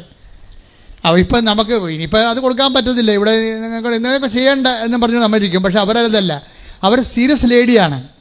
ഇവിടെ ഭക്ഷണം ഇങ്ങനെ പൊതിച്ചോറ് കൊടുക്കാനുള്ള സംവിധാനം ഇല്ലെങ്കിൽ അവിടുത്തെ സംവിധാനം എന്താണ്? തിരക്കണം. അതാണ് ആത്മാർത്ഥത. If you are sincere God will be serious. മനസ്സിലായില്ലേ? അപ്പോൾ അവിടെ ഭക്ഷണം കൊടുക്കാൻ പറ്റുന്നില്ല എന്നുണ്ടെങ്കിൽ പിന്നെ എന്താണ് അവിടുത്തെ മാർഗം? അപ്പം തിരക്കി പറഞ്ഞു ഇവിടെ ഫുഡ് ബാങ്ക് ഉണ്ട്, അവിടെ കൊണ്ടേ കൊടുത്ത ഗവൺമെൻറ്റിൻ്റെ ഉദ്യോഗസ്ഥന്മാരാണ് അത് കൈകാര്യം ചെയ്യണത്. ഗവൺമെൻറ് ലോ അനുസരിച്ചുകൊണ്ട് അവർ തന്നെ വേണ്ട സ്ഥലത്തേക്ക് ഡിസ്ട്രിബ്യൂട്ട് ചെയ്തോളൂ. അപ്പോൾ ഇവർ പിന്നീട് കൊള്ള പൈസ കിട്ടുന്നതനുസരിച്ചുള്ള ഫുഡ് ബാങ്കിനെ സഹായിക്കാൻ തുടങ്ങി. എന്താ കാര്യം? ഭക്ഷണമുള്ളവൻ ഭക്ഷണമില്ലാത്തവന് കൊടുക്കണം. ഇപ്പം നിങ്ങൾ തന്ന വസ്ത്രം എല്ലാം എന്താ ചെയ്തിരിക്കണത്? ആ വസ്ത്രം നിങ്ങൾ ഇവിടെ ഒരു 2 കിലോ വരയ്ക്കാൻ പറ്റിയ വസ്ത്രം നിങ്ങൾ തന്നിട്ടുണ്ട്. നല്ല പുതിയ വസ്ത്രങ്ങളാണ് പലരും തന്നത്. അതപ്പം തന്നെ വയനാടിന് ഉരുൾപൊട്ടിയെന്ന് കേട്ട് അവിടെ ആൾക്കാർ അഭയാർത്ഥികളായി പോയെന്ന് കേട്ടപ്പോൾ തന്നെ എന്ത് ചെയ്ത് അപ്പം തന്നെ ഇവിടുന്ന് 2 വണ്ടി നിറച്ച് ഉടുപ്പുമായി പോയി. ഉടുപ്പും പിന്നെ ഒരു 10 ചാക്ക് അരിയും പയറും എല്ലാമായിട്ട് പോയി. പിന്നെ പൈസയും കൊടുത്തു. എമർജൻസി, കാരണം അവിടെ നമുക്ക് വെച്ച് താമസിക്കാൻ പറ്റത്തില്ല. നിങ്ങൾക്കൊക്കെ ഇതൊക്കെ പിരിവെടുത്തൊക്കെ വരണം. ഞങ്ങൾക്കിവിടെ ഇതിന് സംവിധാനമുണ്ട്. അത് നിങ്ങൾ തന്നെ സംവിധാനമാണ്, ഉടമ്പടിയുടെ ഭാഗമാണ്. എന്ന് വെച്ച് കഴിഞ്ഞാൽ ഉടമ്പടി നിലനിൽക്കുന്നത് എപ്പോഴും ചെയ്യുന്നതിലാണ്. അതാണ് നീതിയുടെ മാർഗം. ഇപ്പം ജനക്കൂട്ടത്തോട് പറഞ്ഞത് എന്താണെന്ന് അറിയാവോ? നിങ്ങൾ ഭക്ഷണം കൊടുക്കണം. പിന്നെന്താ പറഞ്ഞത്? നിങ്ങൾ വസ്ത്രം കൊടുക്കണം. ഇപ്പോൾ പുതിയൊന്നും അല്ലേ, ഉടമ്പടിയിലുള്ളതാണ്. ഞങ്ങൾ എന്ത് ചെയ്യണമെന്ന് വചനം കേട്ടവർ ചോദിച്ചു. ഞങ്ങൾ എന്ത് ചെയ്യണം? എന്താണ് നിങ്ങൾ ചെയ്തത്? ദൈവത്തെ അവൻ പറയണ പോലെ ചെയ്യാൻ പറഞ്ഞിട്ട് നിങ്ങൾ എന്താ? ഒന്നാമത്തെ എൻ്റെ സഹോദരനോട് ഞാൻ കാലെ പിടിച്ച് പറയുകയാണ്, നമ്മൾ എന്ത് ചെയ്താലും മുതലാകാത്ത ഒരാളാണ് മോളിൽ തലക്ക് തൂങ്ങി വിറകെ തൂങ്ങി നന്നായിട്ട് കിടക്കണത്. എന്താ കാര്യം? അങ്ങയുടെ കയ്യിലുള്ള മൊത്തം അങ്ങേര് ചെലവഴിച്ച്. ഇപ്പം മടി എനിക്ക് ഭയങ്കര ഇഷ്ടമാണ് കർത്താവിനെ കുറിച്ച് രൂപം കാണാൻ. എന്താ കാര്യം എന്നറിയാമോ? മടി തുറന്നിട്ടിരിക്കണം, ഇനി ഒന്നും ഇല്ലെന്ന് പറയും. ഇനി ഒന്നുമില്ല, തരാനുള്ള എല്ലാം തന്ന്. കേട്ടോ, മടി തുറന്ന് കിടക്കണം കണ്ടില്ലേ? മടി തുറന്ന കർത്താവിൻ്റെ കുരിശുരൂപം കാണുമ്പോൾ എൻ്റെ കണ്ണ് നിറയെ. ശരിക്കും പറഞ്ഞാൽ ഇനി ഒന്നുമില്ല. ഇത് തന്നെ അപ്പായിക്ക് സംഭവിച്ചത്. അപ്പായി ഇത് തന്നെ പറയും, എന്താണ്? തൻ്റെ ഏകജാതിനെ നൽകാൻ തക്ക വിധം എന്ന് പറഞ്ഞ്, തൻ്റെ ഏകജാതിനെ നൽകാൻ തക്ക വിധം അത്രമാത്രം ദൈവം ലോകത്തെ സ്നേഹിച്ചു. ദിവ്യകാരുണ്യത്തിന് ആരാധനയും സ്തുതിയും പുകഴ്ചയും പരിശുദ്ധ പരമ ദിവ്യകാരുണ്യത്തിന് ആരാധനയും സ്തുതിയും പുകഴ്ചയും. അപ്പൊ വിശ്വാസത്തിൽ ഈ ശ്രീമി വളരണ, ഈ ഹെഡ് നേഴ്സ് വളരണം കണ്ടില്ലേ? അത് കാര്യം എന്താണ്? അത് അനുതാപത്തിൻ്റെ ഫലങ്ങൾ അവർ പുറപ്പെടുവിച്ചുകൊണ്ടിരിക്കുകയാണ്. ഇവരിപ്പോൾ ചെയ്തുകൊണ്ടിരിക്കണം എന്താണെന്ന് അറിയാമോ? ഇവർ പറയണതേ, ഞാൻ ഹെഡ് നേഴ്സാണ്, എനിക്ക് പേഷ്യൻ്റ് കമ്മിറ്റ്മെൻ്റ് ഒന്നുമില്ല. 20 കൊല്ലമായില്ലേ അവിടെ വർക്ക് ചെയ്യണത്. അവർ ഹെഡ് നേഴ്സാണ് അവിടുത്തെ. അവർക്ക് പേഷ്യൻ്റ് കമ്മിറ്റ്മെൻ്റ് ഒന്നുമില്ല. വാർഡിൽ പോവുകയും പേഷ്യൻറ്റിനെ ട്രീറ്റ് ചെയ്യാൻ അപ്പോൾ അവരോടൊന്നുമില്ല. നേഴ്സുമാരുടെ ആ വാർഡിലൊക്കെ നിശ്ചയിച്ചിരിക്കുന്ന നേഴ്സുമാരുടെ കാര്യം, ഡ്യൂട്ടിക്ക് അവർക്ക് നിർദ്ദേശങ്ങൾ കൊടുത്താൽ മതി. പക്ഷെ ഉടമ്പടി എടുത്തപ്പോൾ എനിക്ക് മനസ്സിലായി, ഞാൻ പൊതുവെ സീരിയസ് ആണ്, ഹെഡ് വെയ്റ്റോട് കൂടി ജീവിക്കുന്ന ആളാണ്. അപ്പോൾ എനിക്ക് കർത്താവിൻ്റെ ജോലി ചെയ്യണമെങ്കിൽ ഹെഡ് വെയ്റ്റിൻ്റെ ആവശ്യമില്ല. ഞാൻ അന്ന് മുതൽ എല്ലാ വാർഡിലും പോകും. ഞാനോട് പറയും, ഞാൻ നോക്കിക്കൊള്ളാം, നിങ്ങൾ റെസ്റ്റ് എടുക്കാൻ പറയും. എന്ത് മാറ്റമാണെന്ന് നോക്കിയേ. അവർ 20 കൊല്ലം ഹെഡ് നേഴ്സായിട്ടിരുന്നിട്ട് ഓഫീസിൽ ജോലി ചെയ്ത ആളാണ്. ഇപ്പം ഞാൻ എടുത്തു ചാടിയേ സംസാരിക്കത്തുള്ളൂ. എന്നെ കാണുമ്പോൾ തന്നെ മറ്റു നേഴ്സുമാർക്ക്, താഴെയുള്ള നേഴ്സുമാർക്ക് പേടിയാണ്. ഇപ്പം ഞാൻ അവരോട് സൗമ്യമായി സംസാരിക്കുന്നുണ്ട്, ശാന്തമായി സംസാരിക്കുന്നുണ്ട്. അവരെ ഹെൽപ്പ് ചെയ്യണമെന്നുള്ള മാനസികാവസ്ഥ എനിക്കുണ്ട്. അതുകൊണ്ട് അവർക്ക് എന്തെങ്കിലും വിഷമം ഉണ്ടെങ്കിൽ ഞാനത് തിരക്കുന്നുണ്ട്. ഇവരങ്ങ് ടോട്ടലി മാറി, അവരൊരു സൗമ്യതയായി മാറി. സൗമ്യതയെന്ന് പറയുന്നത് ഉടമ്പടി ചെയ്യുമ്പോൾ വ്യക്തികൾക്ക് സൗമ്യത നിങ്ങൾക്കറിയാമോ? സൗമ്യത ഒരു കോമ്പൗണ്ടാണ്. സൗമ്യത എന്ന് പറയുന്നത് ഒരു കോമ്പൗണ്ട് ഗ്രേസാണ്. സൗമ്യത എന്ന് പറയണത് ഭയങ്കര പാടാണ്. എനിക്കൊക്കെ സൗമ്യതയൊക്കെ വരണമെങ്കിൽ 1000 കിലോമീറ്റർ നടക്കാൻ ഓടേണ്ടി വരും. എന്തെന്ന് എനിക്ക് അല്പം തെറ്റിക്കണ്ടെങ്കിൽ അപ്പം തന്നെ എൻ്റെ മുഖം മാറും. എനിക്കറിയാം, എന്നത്തോട് തന്നെ ഞാൻ യുദ്ധം ചെയ്താണ് ഞാൻ ഇവിടെ ജീവിക്കണത്. എന്താ പ്രശ്നം? സൗമ്യത എന്ന് പറയണമ്പോൾ ആദ്യം സ്നേഹം, പിന്നെ ക്ഷമ, പിന്നെയാണ് സൗമ്യത വരണത്. അതാണ് കോമ്പൗണ്ട് ഗ്രേസ് എന്ന്. ഇതൊക്കെ ഞാൻ കർത്താവിനോട് പറഞ്ഞ രഹസ്യങ്ങളാണ്, ആത്മീയ രഹസ്യങ്ങൾ, അല്ലാതെ ഞാനൊരിടത്തും പഠിച്ചതല്ല. സൗമ്യത എന്ന് പറയുമ്പോൾ ആദ്യം കഴിഞ്ഞ സ്നേഹമാണ് വരണത്. ഇപ്പം തൻ്റെ ഈ കൊടുക്കണേ നൽകണേ എന്താണ്? ആരൊക്കെ എന്തായാലും എന്തെങ്കിലും നൽകണമെന്ന് തോന്നണത് എന്താണ്? സ്നേഹമാണത്. അതാണ് തൻ്റെ ഏകജാതന് നൽകാൻ തക്ക വിധം. അത് 3:16 വായിച്ചേ, യോഹന്നാൻ 3:16. ശ്രുതികട്ടെ, ഹല്ലേലൂയ ഹല്ലേലൂയ ഹല്ലേലൂയ ഹല്ലേലൂയ. യേശുവേ നന്ദി, ഹല്ലേലൂയ ഹല്ലേലൂയ.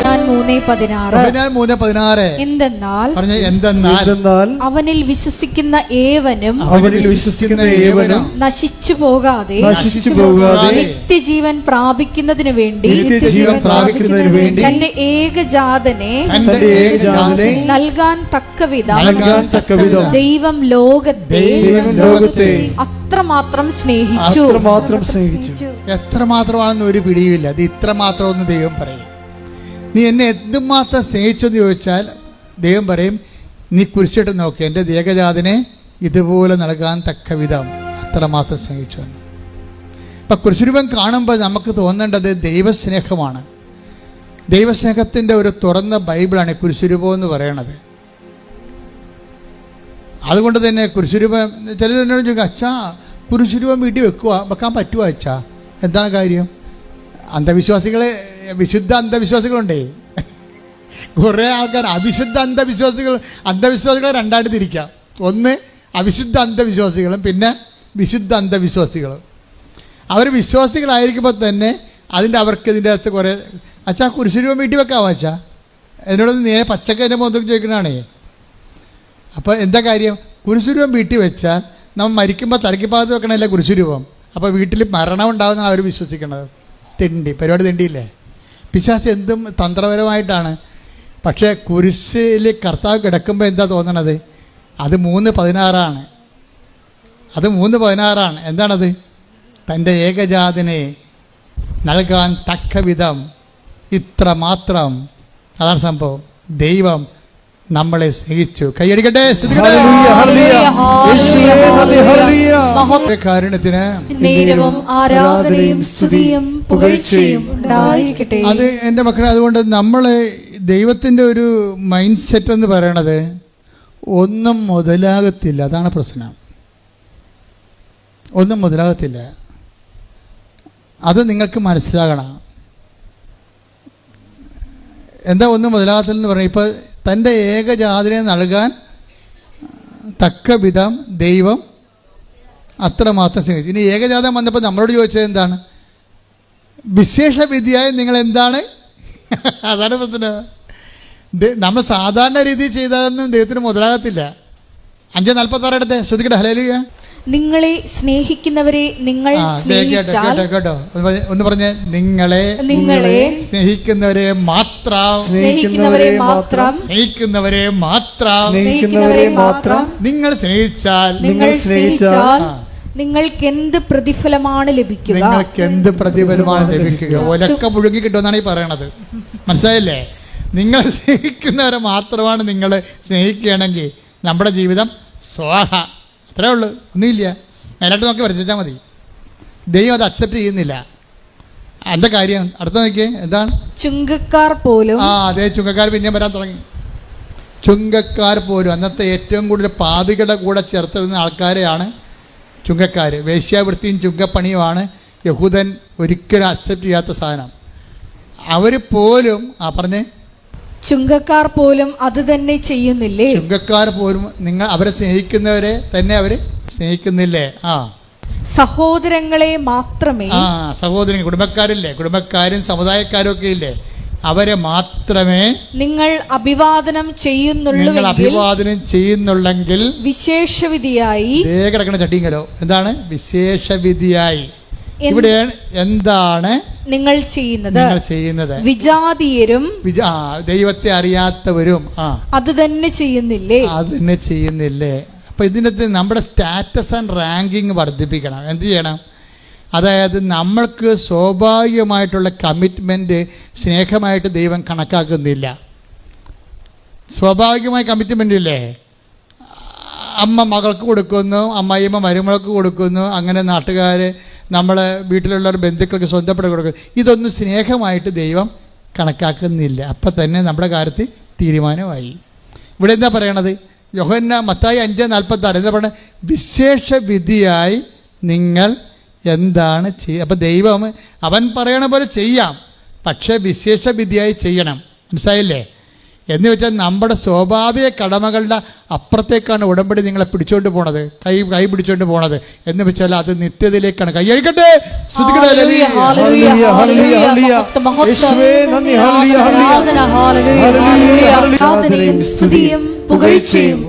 പരിശുദ്ധ പരമ ദിവ്യകാരുണ്യത്തിന് പരിശുദ്ധ പരമ ദിവ്യകാരുണ്യത്തിന് എന്റെ മക്കളുടെ ഇതിനകത്ത് വിഷയം എന്താണ്? ഉടമ്പടി എന്ന് പറയണത് നിത്യതയിലേക്കുള്ളൊരു യാത്രയാണ്. അത് കാരണം അതിൻ്റെ ആസ്തികളാണ് നമ്മളിവിടെ വെച്ച് സംഭരിക്കണത്. അതുകൊണ്ടാണ് വിട്ടുവീഴ്ചയില്ലാത്തത്. അതാണ് വിശേഷ വിധിയായി നിങ്ങൾ എന്താണ് ചെയ്യണത്? എക്സ്ട്രാ ചെയ്യണത് എന്താണെന്ന് ചോദിക്കണത്. പക്ഷേ എക്സ്ട്രാ ചെയ്യണത് എന്തിനു വേണ്ടിയാണ്? നിത്യതയ്ക്ക് വേണ്ടിയാണ്. You got the point. It is clear അല്ലേ? അതായത് ഈശോ പറയണത് എന്താണ്? നമ്മൾ ജെറുസലേമിലേക്ക് എനിക്ക് ജെറുസലേമിലേക്ക് പോകേണ്ടിയിരിക്കുന്നു. ഒരു ദിവസം ഞാനിങ്ങനെ വായിച്ചായിരുന്നു, എനിക്ക് ജെറുസലേമിലേക്ക്, കർത്താവ് പറഞ്ഞതാണേ. എനിക്കാണത് മത്തായിയുടെ സുവിശേഷം 16:21 എഴുതേ. ശ്രുതിക്കട്ടെ ഹല്ലേലൂയ. മത്തായി 16:21. മത്തായി 16:21. അപ്പോൾ മുതൽ യേശു തനിക്ക് ജെറുസലേമിലേക്ക് പോകേണ്ടിയിരിക്കുന്നുവെന്നും ശ്രേഷ്ഠന്മാരിൽ നിന്നും പ്രധാന പുരോഹിതന്മാരിൽ നിന്നും നിയമജ്ഞരിൽ നിന്നും വളരെയേറെ സഹിക്കേണ്ടി വരുമെന്നും താൻ വധിക്കപ്പെടുമെന്നും എന്നാൽ മൂന്നാം ദിവസം ഉയർപ്പിക്കപ്പെടുമെന്നും ശിഷ്യന്മാരെ അറിയിച്ചു തുടങ്ങി. അപ്പൊ ശിഷ്യന്മാരെ അറിയിച്ചു തുടങ്ങിയെന്ന് പറയണത്, ഇത് വായിച്ചുകൊണ്ടിരിക്കുമ്പോൾ, ഞാൻ കഴിഞ്ഞ ദിവസം ആഴ്ചയിലാണ് ഇത് എല്ലാപ്പോഴും വായിക്കുന്നതാണ് ഈ ഭാഗങ്ങൾ. പക്ഷെ അപ്പോഴും ഈശോ പറഞ്ഞത്, ഇടമോനെ, ഇത് ജെറുസലേമിലേക്ക് പോകണമെന്ന് പറഞ്ഞു കഴിഞ്ഞാൽ ഇസ്രായേലിൻ്റെ തലസ്ഥാനമൊന്നുമല്ല, ഞാൻ സ്വർഗീയ ജെറുസലേമിലേക്ക് പോകുന്ന യാത്രയാണ് ഞാൻ തുടങ്ങിയത്. അത് ഞങ്ങൾ സെമിനാരിൽ പോലും പഠിക്കാത്ത സംഭവമാണ്. കാര്യം ഇതിന് ജെറുസലേം ഗലീലി ടു ജെറുസലേം എന്നും പറഞ്ഞ് യുക്കാന്റെ സുവിശേഷത്തിൽ ഒരു മാർഗത്തിൻ്റെ സുവിശേഷം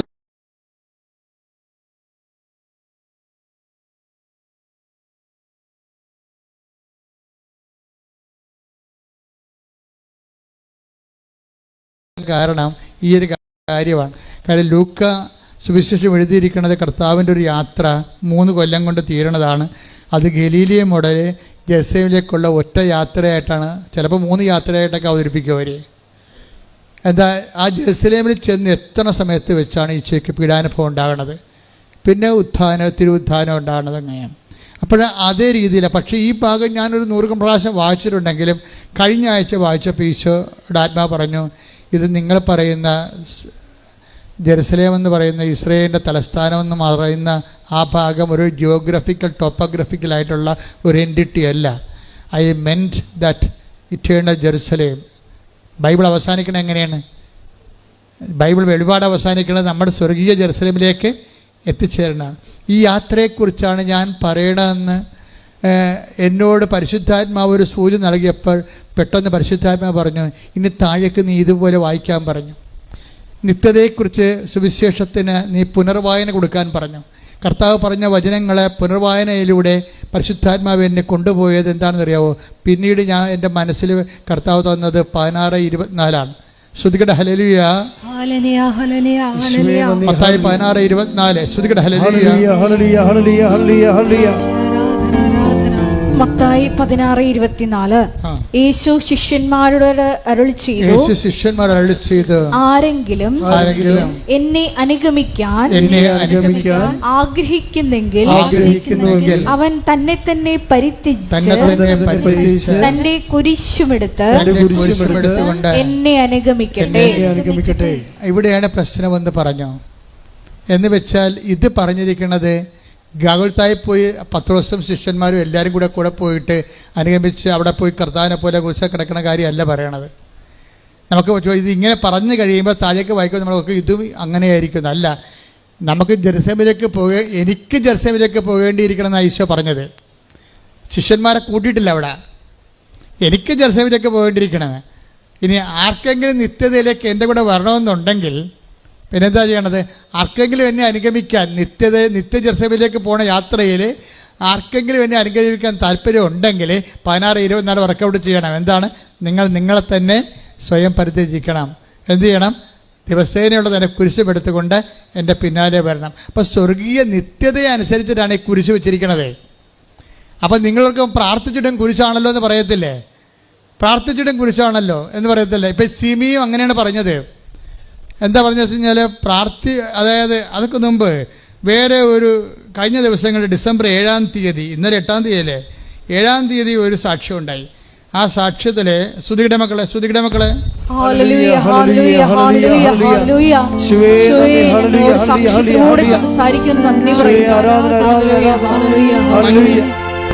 മഞ്ജു വർഗീസ് 7-ാം തീയതി എടുത്ത സാക്ഷ്യമാണ്. അപ്പം ഞാൻ ഇവിടെ നിൽക്കിയിരുന്നു.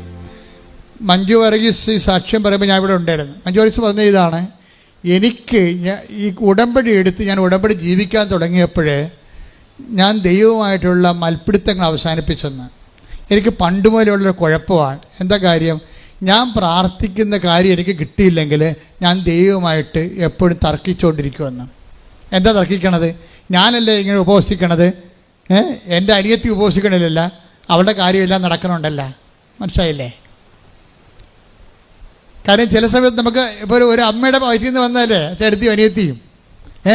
അപ്പോൾ ആ ചേട്ടത്തി പോയി അവളെ 10ാം ക്ലാസ് ചിലപ്പോൾ തോറ്റു പോകും, ചിലപ്പോൾ ജയിക്കും. അവളുടെ കാലത്ത് അപ്പന് അസുഖം ഉണ്ടാകും. പക്ഷെ തന്നെ അവളുടെ അപ്പൻ്റെ കാര്യം അമ്മയുടെ കാര്യം നോക്കുമ്പോൾ അനിയത്തി ഒന്നും അറിയാതെ പഠിച്ചു പോകും. അവൾക്ക് റാങ്ക് കിട്ടും, അവൾക്ക് ഉദ്യോഗം കിട്ടും, അവൾക്ക് ലവ് അഫെയർ കിട്ടും. ചേട്ടത്തേക്കാൾ നേരത്തെ അവൾക്ക് ജോലിയും കിട്ടി, അവൾ കല്യാണം കഴിച്ച് അവളെ പ്രസവിക്കുകയും ചെയ്തു. പോരെ? പക്ഷെ അനിയത്തി അപ്പോഴും ഒരോടും പരവില്ലാതെ നിൽക്കും. ഞാനാണല്ലോ കർത്താവ് നിൻ്റെ കൂടെ ഉണ്ടായിരുന്നത്, നിനക്ക് വേണ്ടി ഞാനാണല്ലോ എൻ്റെ അപ്പനെ നോക്കിയത്. എൻ്റെ അനിയത്തി നോക്കിയില്ലല്ലോ അപ്പനെ, എൻ്റെ ആങ്ങളെ ശ്രദ്ധിച്ചില്ലല്ല. അവനൊക്കെ ഇപ്പോഴല്ലേ കയറി വന്നത്. അവരൊക്കെ വീട് വെക്കാൻ നോക്കി ആരുമായിട്ട് കല്യാണം ഒത്തു വന്നപ്പോൾ അവർക്ക് വീട് വെക്കാൻ വേണ്ടി അപ്പൻ്റെ സ്വത്ത് മേടിക്കാൻ വേണ്ടി ഇപ്പോഴല്ലേ അപ്പനെ നോക്കാൻ വന്നത്. ഇങ്ങനെ തർക്കിച്ചുകൊണ്ടേ ഇരിക്കും ഓരോ കാര്യങ്ങൾ ദൈവത്തോട്. എൻ്റെ മക്കളെ ഓർക്കുക, ദൈവവുമായിട്ടുള്ള ബന്ധം ഇവിടെ അവസാനിക്കണതല്ല. നിങ്ങൾ ഈ ജീവിതം ഇന്നത്തെ ജീവിതത്തിൽ ഇന്ന് അവസാനിക്കുന്ന വിചാരിച്ചുകൊണ്ടാണ് നിങ്ങളുടെ പ്രാർത്ഥനയ്ക്ക് ഉത്തരം കിട്ടിയില്ല, അനിയത്തിടെ കിട്ടി, അയൽവാസി കിട്ടിയത് ദൈവത്തിൻ്റെ കഴുത്തേക്കാളും ചെല്ലണത്. മിണ്ടാതിരിക്കണം. അതായത് നമ്മുടെ നിശബ്ദതയാണ് നമ്മുടെ നിയോഗം. ഇന്നലെ ഞാൻ വെളുപ്പിനെ ഒരു സ്വപ്നം കണ്ടു. ഇതൊക്കെ ഇന്നലെ പറയണമെന്ന് ഞാൻ വിചാരിച്ചതാണ്, പക്ഷെ ഇന്നലെ അമ്മ പറയിപ്പിച്ചില്ല. അത് ഇന്നലെ പറയാനുള്ളതല്ല, ഇന്ന് പറയാനുള്ളതാണെന്നാണ് പറയണത്. കാര്യം ഇന്നലെ ഞാൻ കണ്ട സ്വപ്നം എന്ന് വെച്ച് കഴിഞ്ഞാൽ ക്രൂഷെ എന്നും പറഞ്ഞ വൈദികൻ, എനിക്ക് ആ പേര് പോലും അറിയാൻ പാടില്ല ശരിക്കും പറഞ്ഞാൽ. ക്രൂഷെ ഒരു ഫോറിൻ വൈദികനാണ്. അർത്തിങ്ക പോലുള്ളൊരു ബസിലിക്കയുടെ അരികിൽ ആ അകത്ത് നിന്നുകൊണ്ട് ഈ കുർബാന അർപ്പിക്കുകയാണ്. അർത്തിങ്ക പോലൊക്കെ എനിക്ക് തോന്നിയതാണ്, ഒരു ബസിലിക്കയാണ് സംഭവം, ഒഫീഷ്യൽ ചർച്ചാണ്. അപ്പോൾ ഈ ക്രൂഷെ എന്ന് പറയുന്നൊരു വൈദികൻ പണ്ടൊരു സന്യാസ സഭ സ്ഥാപിച്ചിരുന്നു. അദ്ദേഹത്തിൻ്റെ പിൻഗാമിയായിട്ടുള്ള ഒരു വൈദികൻ ഈ ബസിലിക്ക സന്ദർശിക്കാൻ വന്ന സ്വപ്നമാണേ. ഇന്നലെ 5:20 സ്വപ്നമാണ്. ഇന്നലെ അമ്മ മാതാവ് പ്രത്യക്ഷപ്പെട്ട ദിവസമല്ലേ. ഇപ്പം സ്വർഗത്തിൻ്റെ ഒരു മെസ്സേജാണ് വരണത്. അപ്പം ഞാൻ 5 മണിക്ക് എഴുന്നേറ്റതാണ്, 4 മണിക്ക് എഴുന്നേറ്റതാണ്. പിന്നെ ശരീരം തളർന്ന കാരണം പോയി കിടന്ന് ഉറങ്ങിയപ്പോഴാണ് ഈ സ്വപ്നം വന്നത്. അപ്പോൾ എന്നെ സംഭവിച്ചതെന്ന് വെച്ച് കഴിഞ്ഞാൽ ഈ ക്രൂഷയുടെ ഒരു പിൻഗാമിയായിട്ടൊരു അച്ഛനുമായിട്ട് ഞാൻ അച്ഛന് ഇന്ന് കുർബാന അർപ്പിക്കണം, അച്ഛനാണ് കുർബാന അർപ്പിക്കണത്.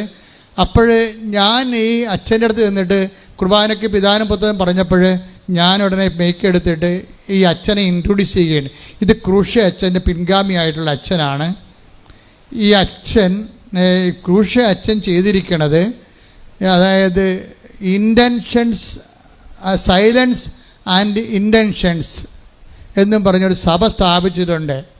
സൈലൻസ് ആൻഡ് ഇൻറ്റൻഷൻസ് എന്നും പറഞ്ഞൊരു സഭ സ്ഥാപിച്ചിട്ടുണ്ടെന്ന് ഞാൻ പറഞ്ഞ് ആക്കിയിട്ടില്ല. അപ്പോൾ ഈ അച്ഛൻ പറഞ്ഞു നോ നോ നോ എന്ന് പറഞ്ഞു. അങ്ങനെ അല്ലെന്ന്. അപ്പോൾ ഞാൻ പറഞ്ഞു സൈലൻസ് ഓഫ് ഇൻറ്റൻഷൻസ്. അപ്പോൾ എനിക്കറിയത്തില്ല ഈ മെസ്സേജ്. അപ്പോൾ എനിക്കറിയത്തില്ല. അതുകൊണ്ട് ഈ സന്യാസ സഭയുടെ ലക്ഷ്യം എന്ന് പറയണത് സൈലൻസ് ആസ് ഇൻറ്റൻഷൻസ്, സൈലൻസ് തന്നെയാണ് നിയോഗമെന്ന്.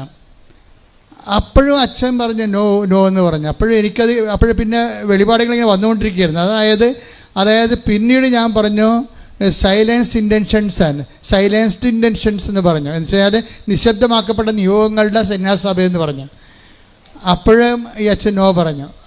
പിന്നീട് ഞാൻ തിരുത്തി പറഞ്ഞു, അതായത് അപരിചിതമായ അനുഭവങ്ങളിലൂടെ കടന്നു പോകുമ്പോൾ ഒരു വ്യക്തി കൈവരിക്കുന്ന മൗനത്തിൻ്റെ സമർപ്പണ ജീവിതമെന്ന് പറഞ്ഞു. അപ്പം അച്ഛൻ ഓക്കെയായി. ഞാൻ അതുപോലെ തന്നെ അപ്പം എനിക്ക് മനസ്സിലായി ഇത് വിഷയം വേറെയാണ്, വേറെ ചാനലിൽ കയറി വരികയാണെന്ന് മനസ്സിലായി. ഞാൻ എഴുന്നേറ്റ് എൻ്റെ നോട്ട് ബുക്ക് മൊത്തം എഴുതി വെച്ചത്, ഇത് മുഴുവൻ ഒപ്പിട്ട്, ഡേറ്റ് ഇട്ട് ഒപ്പിട്ട്, ടൈം ഇട്ട് ഒപ്പിട്ട് കളഞ്ഞ്. കാരണം എൻ്റെ മരണത്തിന് ശേഷം ഏതെങ്കിലും കാലത്ത് ഈ സ്വപ്നത്തെക്കുറിച്ച് സഭ പഠിക്കണ കാലത്ത് ഇങ്ങനെ പറഞ്ഞിരുന്നു എന്ന് പറയും. അത് ഡോക്യുമെൻ്റാണ്. ഡോക്യുമെൻ്റ് അതെന്താ കാര്യം വെച്ച് കഴിഞ്ഞാൽ നമ്മളിപ്പോൾ അനേകം നിയോഗങ്ങളുമായി മുന്നോട്ട് പോവുകയാണ്. നമ്മൾ നിയോഗങ്ങളെ കിട്ടിയില്ലെങ്കിൽ ഉടനെ ദൈവമായിട്ട് ഗുസ്തിക്ക് തയ്യാറാകുകയാണ്. അതാണ് നമ്മൾ പറയണത്, ഞാൻ ദൈവത്തുമായിട്ട് ഗുസ്തിക്ക് തയ്യാറാകുകയാണ്. പക്ഷേ എന്താ പ്രശ്നം? അതായത് നിങ്ങൾ ഒരു നല്ല ചൈതന്യമുള്ള വിശ്വാസിയാണെങ്കിൽ എന്തു ചെയ്യും? നിങ്ങൾ ദൈവമായിട്ട് യുദ്ധത്തിന് പോകത്തില്ല. അതാണ് ഇവൾ പറയണത്. മഞ്ജു വർഗീസ് പറയണത്, ഞാനിപ്പോഴേ എന്തെല്ലാം നെഗറ്റീവ് സംഭവിച്ചാലും എൻ്റെ കർത്താവുമായിട്ട് ഞാൻ യുദ്ധത്തിന് പോകത്തില്ല. എന്നിട്ട് ഞാൻ എഴുതി തന്ന ആ സ്വപ്നത്തിൻ്റെ താഴെ എഴുതി മാതാവിൻ്റെ സ്പിരിച്വാലിറ്റി അതാണ്. എന്താണ്? ഒരു തർക്കത്തിൻ്റെ സമയം, ഒരു സമാധാനം ചോദിക്കേണ്ട സമയത്ത് സമാധാനം ചോദിക്കാതെ ഹൃദയത്തെ സംഗ്രഹിക്കുന്ന മറിയത്തെയാണ് സ്വപ്നത്തിലൂടെ വെളിപ്പെടുത്തുന്നത്. മറിയമാണ് ഇതിൻ്റെ ആൾ. ശരിക്കും പറഞ്ഞാൽ ഈ നിശബ്ദ നിയോഗങ്ങളുടെ, അതായത് നിശബ്ദ നിയോഗങ്ങൾ എന്ന് പറഞ്ഞാൽ നമ്മുടെ നിയോഗങ്ങളുടെ മേലെ ദൈവം കൈവച്ച് ആ നിയോഗങ്ങൾ നടന്നില്ല എന്നുണ്ടെങ്കിൽ ദൈവമായിട്ട് ഗുസ്തിക്ക് പോകുന്ന അവിശ്വാസിയും ദൈവത്തെ മഹത്വപ്പെടുത്താൻ വേണ്ടി നിൻ്റെ കേൾക്കപ്പെടാത്ത പ്രാർത്ഥനകൾ ഉപയോഗിക്കുന്നെങ്കിൽ നീ മാതാവിനെ പോലെ ഹൃദയത്തെ സംഗ്രഹിച്ചുകൊണ്ട് നിത്യതയ്ക്ക് വേണ്ടി അത് കാഴ്ചവെച്ചുകൊണ്ട് നിത്യതയ്ക്ക് വേണ്ടിയുള്ള കുരിശായിട്ട് അത് അക്സെപ്റ്റ് ചെയ്ത് കഴിഞ്ഞാൽ നിത്യതയുടെ ഓഹരിയാണ് ശരിക്കും കുരിശ്. നമ്മൾ ജെറുസലേമിലേക്ക് പോവുകയാണ്. ഞാൻ ജെറുസലേമിലേക്ക് പോകണമെന്നാണ് ഈശോ പറഞ്ഞത്, അല്ലാതെ നമ്മൾ പോകണമെന്നല്ല. പക്ഷേ ഇവർ 5-8-10 പേരുണ്ടായിരുന്നു, 12 പേരും കൂടിയാണ് ജെറുസലേമിലേക്ക് പോയത്. പക്ഷേ ഈശോ ഇവിടെ പറയണത് ഞാൻ ജെറുസലേമിലേക്ക് പോകണമെന്നാണ് പറയണത്. നിങ്ങൾ പോണ കാര്യം പറഞ്ഞിട്ടില്ല. നിങ്ങൾക്ക് ആർക്കെങ്കിലും എൻ്റെ കൂടെ നിത്യ ജെറുസലേമിലേക്ക് വരണമെന്നുണ്ടെങ്കിൽ 16-24 വർക്കൗട്ട് ചെയ്യണം. എന്താണ് 16-24 എന്താണ്? എന്നെ അനുഗമിക്കാൻ ആഗ്രഹിക്കുന്നവൻ സ്വയം പരിത്യജിക്കണം. സ്വയമാണല്ല പ്രശ്നം. ഇവിടുത്തെ മെയിൻ പ്രശ്നം സ്വയമാണ്. സ്വയമെന്ന് വെച്ചാൽ എൻ്റെ സുഖം, എൻ്റെ താല്പര്യം, എൻ്റെ സന്തോഷം, എൻ്റെ സെക്യൂരിറ്റി, ഇതാണ് സ്വയം. ഈ സ്വയം നിൽക്കുന്നിടത്തോളം കാലം ആർക്കും നിത്യതയിലേക്ക് കയറി പറ്റാൻ പറ്റത്തില്ല. കാര്യം അവർ അഹങ്കാരികളും തോന്നിവാസികളും അവരുടെ കാര്യം നടത്താൻ വേണ്ടി ദൈവത്തെ ദുർവിനിയോഗിക്കുന്നവരുമാകും. അതുകൊണ്ട് തന്നെ അവരെ ബഹളക്കാരെന്നാണ് ദൈവം വിളിക്കണത്. ഡയറസിൻ്റെ വീട്ടിൽ നിത്യതയിലേക്ക് ഒരു മനുഷ്യനെ നിത്യതയിലേക്ക് മനുഷ്യനെ കൊണ്ടുപോകാൻ കർത്താവിന് കഴിയുമെന്നുള്ള സൂചനയായിട്ട് ഭൂമിയെ മരിച്ചൊരു പോയ മനുഷ്യനെ ഉയർപ്പിക്കുന്ന സമയത്ത് കർത്താവ് പറഞ്ഞു ബഹളക്കാർ ഗെറ്റൗട്ട് അടിക്കാൻ പറഞ്ഞു. ഉടനെ അവിടെ നിന്ന് പറഞ്ഞു ബഹളക്കാർ എഴുന്നേറ്റ് പോകാൻ പറഞ്ഞു. കരഞ്ഞു കൂപിക്ക് നിലവിളിച്ച് നടക്കുന്ന, കഴിഞ്ഞ കാലത്തെ ഓർത്ത് നിരാശപ്പെട്ട് നടക്കുന്ന ആൾക്കാരും എഴുന്നേറ്റ് പോകാൻ, നിങ്ങൾക്ക് ഇവിടെ സീറ്റില്ലെന്ന് പറഞ്ഞു. Take the bed of God. ശ്രുതിക്കട്ടെ ഹല്ലേലൂയ ഹല്ലേലൂയ ഹല്ലേലൂയ ഹല്ലേലൂയ ഹല്ലേലൂയ. യേശുവേ നന്ദി. ഹല്ലേലൂയ. മത്തായി 9:23-24 യേശു ഭരണാധികാരിയുടെ ഭവനത്തിലെത്തി കുഴലൂത്തുകാരെയും ബഹളം വയ്ക്കുന്ന ജനങ്ങളെയും കണ്ടു പറഞ്ഞു, നിങ്ങൾ പുറത്തു പോകുവിൻ. നിങ്ങൾ പുറത്തു പോവുക. അതാ സംഭവം. തർക്കിക്കാൻ പോയാൽ, ദൈവമായിട്ട് തർക്കിക്കാൻ പോകുന്നുണ്ട്, ദൈവം ഗെറ്റൗട്ട് അടിക്കും. ഇത് എവിടെ നിന്നാണ് ഗെറ്റൗട്ട് അടിക്കണമെന്ന് അറിയാവോ? എവിടെ നിന്നാണ് ഗെറ്റൗട്ട് അടിക്കണം? നിത്യതയിൽ നിന്നാണ് ഗെറ്റൗട്ട് അടിക്കണത്. അത് നിങ്ങൾ മനസ്സിലാക്കണം. ദൈവമായിട്ട് തർക്കിക്കാൻ. അതുകൊണ്ടാണ് മറിയത്തിന് ജ്ഞാനമുണ്ട്. മറിയം എന്ത് ചെയ്തു? നിങ്ങൾ എന്തിനാണ് എന്നെ അന്വേഷിച്ചത്? ഞാൻ എൻ്റെ പിതാവിൻ്റെ കാര്യത്തിൽ വേപതനായിരിക്കേണ്ടവനാണെന്ന് നിങ്ങൾക്കറിയാൻ പാടില്ലെന്ന് ചോദിക്കും. മറിയത്തെ തിരിച്ചു ചോദിക്കാം, അങ്ങനെയാണെങ്കിൽ നിനക്ക് എന്നോട് പറഞ്ഞിട്ട് വേണ്ട ഇവിടെ നിൽക്കാൻ? നിനക്ക് 12 വയസ്സല്ലേ ആയുള്ളൂ. നിന്നെ ഞാനല്ല കൂട്ടിക്കൊണ്ടുവന്നത്. നിൻ്റെ അപ്പൻ ഒരു കൊല്ലം മുഴുവൻ പണിയെടുത്തിട്ട് കിട്ടിയ കാശിൻ്റെ ബാക്കി വെച്ചിട്ടല്ലേ ഈ നാരങ്ങ വെള്ളം കുടിച്ച് നടന്നിട്ടല്ലേ അവസാനം നീ ഒരു വാക്ക് പറഞ്ഞിരുന്നെങ്കിൽ ഞാൻ നിൻ്റെ കൂടെ നിൽക്കത്തില്ലേ എന്ന് പറഞ്ഞ് തർക്കിക്കാനോ ബഹളം ഉണ്ടാക്കാനോ കർത്താവ് അമ്മ പോയില്ല. അമ്മ എന്ത് ചെയ്ത്? അമ്മ ഹൃദയത്തിൽ സംഗ്രഹിച്ചു. അതാണ് വിഷയം. ദൈവവുമായിട്ട് തർക്കിക്കേണ്ട ഒത്തിരി അവസ്ഥകളുണ്ടാവും. നീ എന്താണ് ഞങ്ങളോട് ഇങ്ങനെ ചെയ്തത് എന്ന് ചോദിച്ചു. പക്ഷേ അതേസമയം തന്നെ ചോദ്യം പെശകി എന്ന് കണ്ടപ്പോഴെന്ത് ചെയ്ത്? അമ്മ ഹൃദയത്തിൽ സംഗ്രഹിച്ചു. എന്താ കാര്യം? നിത്യതയുടെ ജ്ഞാനങ്ങളിലെ ദൈവത്തിന് പൂർണ്ണ സ്വാതന്ത്ര്യമാണ് നമ്മുടെ ജീവിതത്തിൽ. സിമി സാക്ഷ്യത്തിൽ പറയണേ, എൻ്റെ മകൻ ഞാനിങ്ങനെ കർത്താവിൻ്റെ കാര്യം ക്രമീകരിച്ചപ്പോൾ ഞാൻ ആദ്യം കൊടുത്ത ഏറ്റവും ബെസ്റ്റ് സ്കൂളിൽ നിന്ന് എന്നെ വിളിച്ചു. നിൻ്റെ മകൻ ഇവിടെ അഡ്മിഷൻ ആയിട്ടുണ്ടെന്ന് പറഞ്ഞു. എന്നുവെച്ചാൽ ഇതിനു വേണ്ടിയല്ലേ ഇവിടെ കരഞ്ഞുകൊണ്ട് നടന്നത്. അപ്പം കൂടെ ഉള്ളവർ ചോദിച്ചു, സിമി ഇതെന്ത് പരിപാടിയാണിത്? നിൻ്റെ യോഗ്യത എന്താണ്? നിൻ്റെ ലിസ്റ്റ് വരുമ്പോൾ നിനക്ക് ഇത്ര അയോഗ്യത നിനക്കുണ്ട്. നിന്നേക്കാൾ നേരത്തെ അഡ്മിഷൻ കൊടുത്തു. നിൻ്റെ മകനേക്കാൾ കൂടുതൽ ഞങ്ങൾക്കുണ്ട്. നിൻ്റെ മകനേക്കാൾ കൂടുതൽ സർട്ടിഫിക്കറ്റ് ഞങ്ങൾക്കുണ്ട്, മാർക്കുണ്ട്. പക്ഷെ ഞങ്ങളുടെ മകന് കിട്ടിയിട്ടില്ല. നിൻ്റെ മകന് മാത്രം ഇവിടെ വിട്ടാൻ കാര്യം എന്താണ്? അപ്പം സിമി പറയും, എനിക്കൊരു മാതാവുണ്ടെന്ന് പറയും. അതാണ് എന്നോട് മാത്രം. വേറെ ഉത്തരവില്ല അതിന്. അതിന് ഉത്തരത്തിലേ ഉള്ളൂ, കൃപാസനം മാതാവ്. എന്താണ്? ഉടമ്പടി. Not by might but by grace. കൈയടിച്ച് സ്തുതിക്കട്ടെ. ഹല്ലേലൂയ ഹല്ലേലൂയ ഹല്ലേലൂയ ഹല്ലേലൂയ മഹത്വം മഹത്വം ആരാധന ഹല്ലേലൂയ ഹല്ലേലൂയ ആരാധന ഹല്ലേലൂയ. പരിശുദ്ധ പരമദിവ്യകാരുണ്യത്തിന് നേരവും ആരാധനയും സ്തുതിയും പുകഴ്ചയും ഉണ്ടായിരിക്കട്ടെ. പരിശുദ്ധ പരമദിവ്യകാരുണ്യത്തിന് എന്നേരവും ആരാധനയും സ്തുതിയും പുകഴ്ചയും ഉണ്ടായിരിക്കട്ടെ. അതുകൊണ്ട് തന്നെയാണ് മഞ്ജു വർഗീസ് പറയണത്, എൻ്റെ തർക്കമില്ല, ഞാൻ അവസാനിപ്പിച്ചു എന്ന്. എനിക്കിപ്പോൾ തർക്കിക്കാൻ തോന്നണേയില്ല. ദൈവത്തിൻ്റെ ഇഷ്ടം പോലെ ചെയ്യട്ടെ. ദൈവത്തിൻ്റെ മനസ്സിൽ ഞാൻ സംതൃപ്തിയാണെന്ന്. ദൈവത്തിൻ്റെ മനസ്സെന്ത് തന്നെയായാലും എന്നെക്കുറിച്ചുള്ള സംതൃപ്തിയിൽ ഞാൻ സംതൃപ്തിയാണെന്ന് പറയണതാണ് ഈശോ പറഞ്ഞത്. എന്താണ്?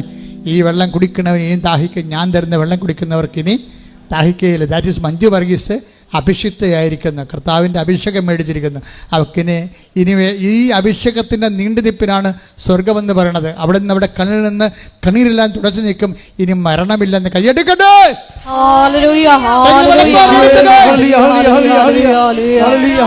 പരമദിവ്യകാരുണ്യത്തിന് ആരാധനയും സ്തുതിയും പുകഴ്ചയും ഉണ്ടായിരിക്കട്ടെ. വെളിപാട് 21:4. വെളിപാട് 21 ബൈബിൾ അവസാനിക്കാൻ പോകണേ. അവിടുന്ന് അവരുടെ മിഴികളിൽ നിന്ന് കണ്ണീർ തുടച്ചു നീക്കും. ഇനി മരണം ഉണ്ടായിരിക്കുകയില്ല. ഇനിമേൽ ദുഃഖമോ മുറവിളിയോ വേദനയോ ഉണ്ടാവുകയില്ല. പഴയതെല്ലാം കടന്നുപോയി. വെളിപാടിന്റെ പുസ്തകം 21:4 അപ്പൊ എന്താ പ്രശ്നം എന്ന് വെച്ച് കഴിഞ്ഞാല്, ഈ അനുഭവം നമുക്ക് ഭൂമി വെച്ച് തന്നെ കിട്ടും. അതെന്താ വെച്ച് കഴിഞ്ഞാൽ, നമ്മൾ പണ്ട് കരഞ്ഞ കാര്യം, പണ്ട് നിലവിളിച്ച കാര്യം, പണ്ട് ബഹളം ഉണ്ടാക്കിയ കാര്യങ്ങളെ ഇപ്പോഴും നമുക്ക് ബഹളം ഉണ്ടാക്കാൻ തോന്നണില്ലെന്നാണ് മഞ്ജു വർഗീസ് പറയണത്. എന്താ കാര്യം? അവൾക്ക് അതിൻ്റെ അഭിഷേകം കിട്ടിയിരിക്കുന്നു. ദൈവത്തോട് നമ്മൾ ചോദിക്കേണ്ടത് ക്യാഷ് ആൻഡ് കൈൻഡ് അല്ല, മറിച്ച് അനോയിൻമെൻ്റാണ് ചോദിക്കേണ്ടത്. എന്താണ്? അഭിഷേകം. കാര്യം നമുക്കറിയാമല്ലോ, അഭിഷേകം എന്ന് പറയണത് ഒരു വിഷയത്തിന് രണ്ട് തരത്തിൽ നമുക്ക് ദൈവത്തിൻ്റെ അനുഭവം ഉണ്ടാകും. ഒന്ന് ക്യാഷ്, ജോലി നമുക്ക് നൽകും. ചില കാര്യങ്ങൾ ദൈവം റിസർവ്ഡ് ചെയ്യും. റിസർവ്ഡ് ചെയ്യണമെന്ന് വെച്ച് കഴിഞ്ഞാൽ അത് നമുക്ക് തരാതിരിക്കുന്നതിൻ്റെ കാരണം വെച്ച് കഴിഞ്ഞാൽ അതിന് പകരം ദൈവം തരണത് അഭിഷേകമായിരിക്കും. അങ്ങനെ അഭിഷേകം തന്ന തർക്കം മാറും, ബഹളം മാറും, കരച്ചിൽ മാറും, നിരാശ മാറും. We will be contented in our self. നമ്മൾ തന്നെ. അതാണ് ഒരു വിശ്വാസിയുടെ അവസാന അനുഭവ രൂപം എന്ന് പറയുന്നത്. സെൽഫ് കണ്ടൻറ്റൻസ് ആണ്. എന്ന് വെച്ച് കഴിഞ്ഞാൽ അവൾ അഭിഷേകം പ്രാപിച്ചിട്ട് അവൾ തന്നെ സ്വയം നിശബ്ദമായിരിക്കുന്നു. അതാണ് ഇന്നലെ പറഞ്ഞത്, ഇത് കോൺഗ്രിഗേഷൻ ഓഫ് സൈലൻസ് എന്ന് വെച്ചാൽ എങ്ങനെ സൈലൻസ് ആണ്? ബാബുട്ടി ക്ലിപ്പിട്ടിരിക്കുന്ന സൈലൻസ് അല്ല, മറിച്ച് ദൈവത്തിന് വസ്തുക്കൾക്കും അതുപോലെ തന്നെ മറ്റ് വിഷയങ്ങൾക്കും പകരം ദൈവത്തെ കിട്ടിയ മനുഷ്യൻ ബഹളങ്ങൾ നിർത്തി ശാന്തവും സൗമ്യവുമായിട്ട് ദൈവ തിരുമനസ്സിൻ ആത്മീയ ആഹാരമായി കിട്ടിക്കൊണ്ട് യോഹന്നാൻ 4:36 അനുസരിച്ച് കൊണ്ട് സ്വയം നിങ്ങളറിയാത്ത ഭക്ഷണം എനിക്കുണ്ട് എന്ന് പറയുമ്പോൾ, അറിയാത്ത ഭക്ഷണം അവന് ആർക്കെങ്കിലും ഭക്ഷണം കൊടുത്ത് കാണുമെന്ന് ചോദിക്കുമ്പോൾ എൻ്റെ പിതാവിൻ്റെ ഇഷ്ടം നിറവേറ്റുകയാണ് എൻ്റെ സന്തോഷം എന്ന് പറയുമ്പോൾ, നമ്മുടെ ഇഷ്ടം നിറവേറ്റുന്നത് നമ്മൾക്ക് അനുഗ്രഹമാകുന്നു, ദൈവത്തിൻ്റെ ഇഷ്ടം നിറവേറ്റുന്നത് നമുക്ക് കൃപയാകുന്നു, അത് നിങ്ങൾക്ക് അഭിഷേകമാകുന്നു, അത് നിങ്ങൾക്ക് സ്വർഗ്ഗത്തിലേക്ക് നീളുന്ന വഴിയാകുന്നു. ശ്രുതിക്കട്ടെ ഹല്ലേലൂയ.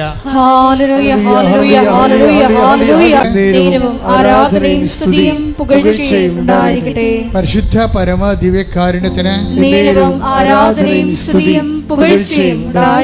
ഇതിന്റെ ബാക്കി ഭാഗങ്ങള് അടുത്ത ധ്യാനത്തിലേക്ക് കേൾക്കാം. എഴുന്നേൽക്കുക, എല്ലാവരും എഴുന്നേൽക്കുക.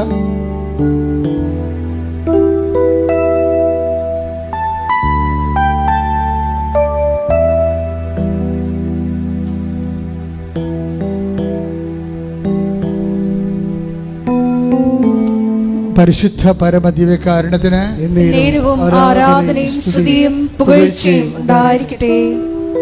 കർത്താവിന്റെ തിരുസന്നിധിയിൽ നമ്മൾ നിൽക്കുന്നത്. നിങ്ങളുടെ ബോഡിയിലെ രക്തോട്ടമൊക്കെ ഇങ്ങനെ നിലച്ച പോലെ അങ്ങനെ ഇരിക്കുന്നത് കൊണ്ട് വേർത്തത് കൊണ്ടാണ് അച്ഛൻ എഴുന്നേൽപ്പിച്ചത്. കുറച്ചു നേരം പാടി കർത്താവ് സ്തുതിക്കട്ടെ.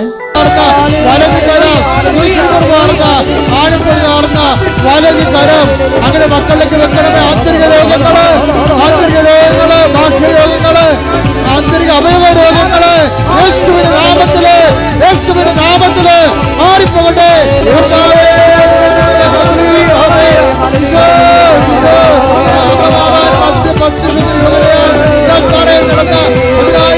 ആരാധന ശക്തിയാൽ ദുരിതങ്ങള്, തടസ്സങ്ങള്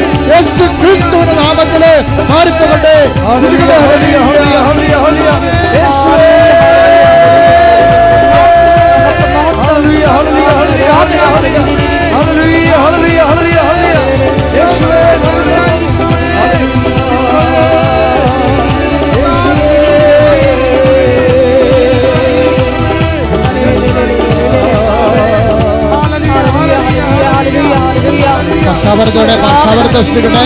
ഭാഷാപരത്തിൽ വെക്കുന്നവരെ ഭാഷാപരത്തെ സ്തുതിക്കട്ടെ. ഭാഷാപരത്തെ touch the fire finger, shock with the pressure blood, the authority of the Catholic Church, with the power of Jesus Christ, with the miracles of the Holy Priesthood.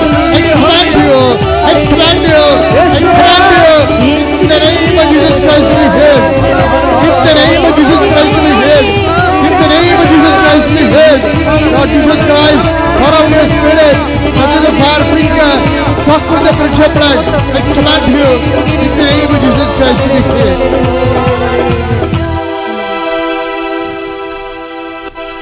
കണ്ണുകളടച്ച് കൈകൾ കൂപ്പി മൗനമായി പ്രാർത്ഥിക്കേണ്ട സമയമാണ്.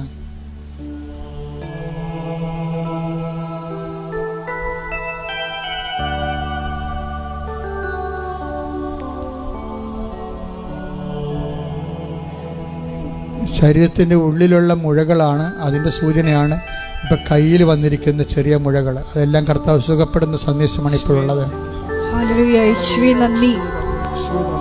ചില ആന്തരിക അവയവങ്ങളുടെ തൊലികൾ ഞെറിഞ്ഞു പോകുന്നതായിട്ട് കാണുന്നുണ്ട്. അത് ആന്തരികമായ സൗഖ്യം നൽകി ആന്തരിക അവയവങ്ങൾക്ക് കർത്താവ് സൗഖ്യം നൽകിക്കൊണ്ട് അനുഗ്രഹിക്കുന്ന സമയമാണ്. വലത് കാലിൻ്റെ വിരലിൻ്റെ കാൽ വെള്ള, അതിൻ്റെ തള്ളവിരലൊഴിച്ചുള്ള 4 വിരലുകൾ, അതിൻ്റെ ബാക്കിലുള്ള വെള്ള ഭാഗം, നമ്മുടെ നിലത്ത് ഊന്നണ ഭാഗം, അത് കടുത്ത മഞ്ഞ നിറത്തിലും കടുത്ത വേദനയിലുമുണ്ട്. അതുപോലെയുള്ള വ്യക്തികളെ കർത്താവ് സ്പർശിച്ച് സൗഖ്യത്തിലേക്ക് നയിക്കുന്നുണ്ട്. ശ്രുതികട കൈവെള്ളകളെ കർത്താവ് കാണിക്കുന്നുണ്ട്. കൈവെള്ളകളിൽ താങ്ങാനാവാത്ത രോഗങ്ങളുള്ളതും വേദനയുള്ള കർത്താവ് കാണിക്കുന്നുണ്ട്. അതെല്ലാം കർത്താവ് സൗഖ്യത്തിലേക്ക് നയിച്ചുകൊണ്ടിരിക്കുന്ന സമയമാണ്.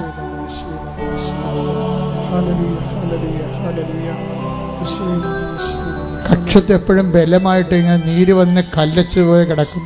തപ്പി ഇങ്ങനെ നോക്കുമ്പോൾ ഭയങ്കര ബലമായിട്ട് തോന്നും. ആ വ്യക്തിയെയും കർത്താവ് സുഖപ്പെടുത്തിക്കൊണ്ടിരിക്കുന്നു. ഇങ്ങനെ ഒരു സ്ട്രെച്ചർ ഉപയോഗിച്ച് നടക്കുന്ന വ്യക്തിയെ കാണിക്കുന്നുണ്ട്. അദ്ദേഹത്തെ ഇന്ന് മുതൽ കർത്താവ് അദ്ദേഹത്തിന് പതുക്കെ സൗഖ്യത്തേക്ക് നയിക്കും. സ്ട്രെച്ചർ ഉപയോഗിച്ചാൽ പോലും പരസഹായമില്ലാതെ ബാത്റൂമിൽ പോകാൻ പറ്റാത്ത വ്യക്തിയാണ്. ആ വ്യക്തിയെയും കർത്താവ് ഇനി ഈ സ്ട്രെച്ചർ ഉപയോഗിച്ചുകൊണ്ടിരിക്കുന്നവരെ കർത്താവ് സ്പർശിക്കുന്ന സന്ദേശമുണ്ട്. ആന്തരിക അവയവങ്ങൾ കരളുകളും അതുപോലെ തന്നെ കുടലും, പിന്നെ ചില എനിക്ക് പേര് അറിയാത്ത ചില അവയവങ്ങളെ, ആന്തരിക അവയവങ്ങളെ കർത്താവ് കാണിക്കുന്നുണ്ട്. രക്തമയം നഷ്ടപ്പെട്ടിരിക്കുന്നു. ആ കർത്താവ് ഇടതുവശത്തുള്ള ആന്തരിക ഉദരത്തിൻ്റെ നമ്മുടെ പൊക്കിളിൻ്റെ ഇടതുവശത്തുള്ള അകത്തുള്ള ഒരു അവയവത്തിന് അത് രക്തമയം നഷ്ടപ്പെട്ടിരിക്കുന്നു. ആ രോഗിയെ കർത്താവ് സൗഖ്യപ്പെടുത്താനായിട്ട് സന്ദേശമുണ്ട്. കുറച്ച് നേരമായി ഇങ്ങനെ മൂക്കിൻ്റെ പെട്ടിയും ഒക്കെ കാണിക്കുന്നുണ്ട്. അവൻ അഡിനോയിഡിൻ്റെ രോഗങ്ങളെ കർത്താവ് കാണിക്കുന്നുണ്ട്. കർത്താവ് അവിടെ സ്പർശിച്ചുകൊണ്ടിരിക്കുകയാണ്. ശ്രദ്ധിക്കട്ടെ, കണ്ണുകൾ അടച്ചിരിക്കുന്നു, കണ്ണുകൾ തുറക്കാൻ പറ്റുന്നില്ല, കണ്ണുകൾ അടഞ്ഞു പോയിരിക്കുന്നു. അങ്ങനെ വ്യക്തി കർത്താവ് കാണിക്കുന്നുണ്ട്. ആ കണ്ണുകൾ അവർക്ക് തുറക്കാൻ പറ്റും. കണ്ണ് തുറന്ന് കാഴ്ചകൾ കാണാൻ പറ്റും. കണ്ണ് പോളയുടെ പീലിയുടെയോ ആയ ഒരു ബലം നഷ്ടപ്പെട്ടതാണ് കാണിക്കുന്നത്. കർത്താവ് അവിടെ അവരെ സൗഖ്യപ്പെടുത്തുന്നുണ്ട്. അവരെ കർത്താവിലേക്ക് കടന്ന് ആ വ്യക്തികളെ കർത്താവ് സ്പർശിക്കുന്നുണ്ട്.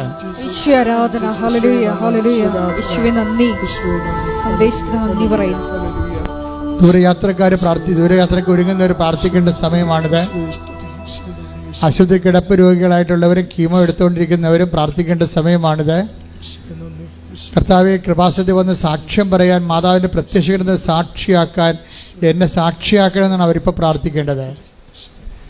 എന്തോ നഷ്ടപ്പെട്ടത്, പുതുക്കി കിട്ടാത്ത പാസ്പോർട്ട്, ഇടത് കൈ, സാധാരണ പാസ്പോർട്ട് കൊണ്ട് നടക്കുന്ന ഇടത് കൈയിലാണെന്ന് തോന്നുന്നു. അങ്ങനെ ഒരു വ്യക്തി പ്രത്യേകം സൂക്ഷിക്കുക. കാര്യം സൂക്ഷിക്കുകയല്ല, അദ്ദേഹം രേഖകളുമായിട്ട് നടന്നുകൊണ്ടിരിക്കുന്ന ആൾക്കാർ, അതിൻ്റെ പെൻഡിങ് തടസ്സങ്ങളുള്ളത് കർത്താവ് നീക്കുന്ന സമയമാണ്. രേഖ സംബന്ധമായ കാര്യങ്ങൾ, വിസ, പാസ്പോർട്ട്, PR അങ്ങനെയുള്ള എന്തെങ്കിലും രേഖകൾ സംബന്ധമായ റേഷൻ കാർഡ് ഉൾപ്പെടെയുള്ള കാര്യങ്ങളിൽ തടസ്സമുള്ളവർ ഇപ്പോൾ പ്രാർത്ഥിക്കേണ്ട സമയമാണ്. അതുപോലെ ഇടയ്ക്ക് കയറി പറയുകയാണ്. അതുപോലെ തന്നെ വയറിൽ നിന്ന് ഒരിക്കലും വയറിന് ഭക്ഷണം കഴിക്കാൻ പറ്റുന്നില്ല, ആഹാരം കഴിക്കാൻ പറ്റുന്നില്ല, വയറിൽ നിന്ന് ഒഴിഞ്ഞു പോകുന്ന പോലെ എപ്പോഴും തോന്നും. അതുകൊണ്ട് ഭക്ഷണം കഴിക്കാൻ പേടിയാണ്, വയറ്റിൽ ആഹാരം പിടിക്കണില്ല. അങ്ങനെ വ്യക്തിയെ കർത്താവ് ഉദരത്തെ സ്പർശിച്ചുകൊണ്ട് പ്രാർത്ഥിച്ചുകൊണ്ടിരിക്കുന്ന സമയമാണ്.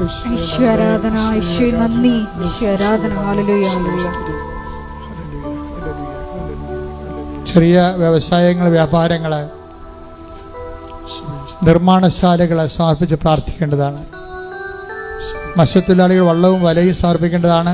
കർഷകരെ അവരുടെ കാർഷിക ഇടങ്ങൾ കർത്താവിൻ്റെ വിശുദ്ധമായ രക്തമഴ പെയ്തിറങ്ങാൻ വേണ്ടി പ്രാർത്ഥിക്കട്ടെ. എല്ലാ കീടനാശിനികളും അതുപോലെ തന്നെ എല്ലാവിധ ക്ഷുദ്രജീവികളും ജന്തുക്കളും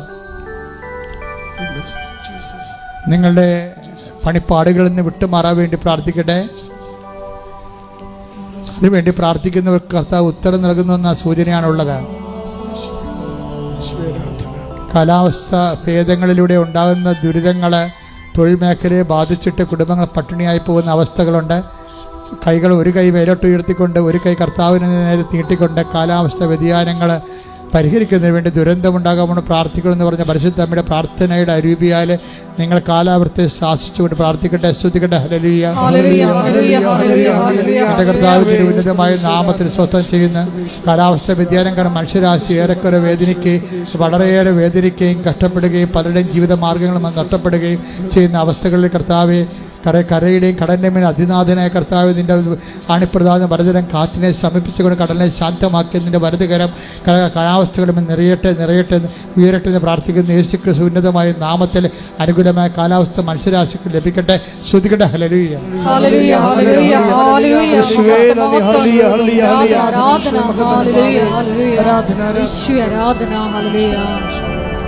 എല്ലാവരും മൗനമായി മുട്ടുനിൽക്കുക. മുട്ടുനിന്ന് പ്രാർത്ഥിക്കുക. മൗനമായി പ്രാർത്ഥിക്കുക. സമാപന ആശീർവാദത്തിൻ്റെ സമയമാണ്. ഇപ്പോൾ മൗന പ്രാർത്ഥന സമയമാണ്.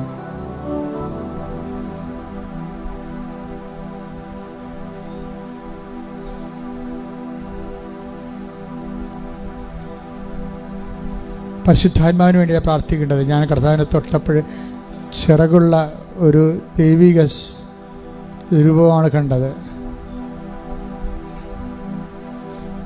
ഇപ്പോൾ നിങ്ങൾ വേറെ ഒന്നും പ്രാർത്ഥിക്കരുത്. പരിശുദ്ധാത്മ നിറയാൻ വേണ്ടി പ്രാർത്ഥിക്കുക. അഭിഷേകത്തിനായി പ്രാർത്ഥിക്കുക. മൗനമായി പ്രാർത്ഥിക്കുക.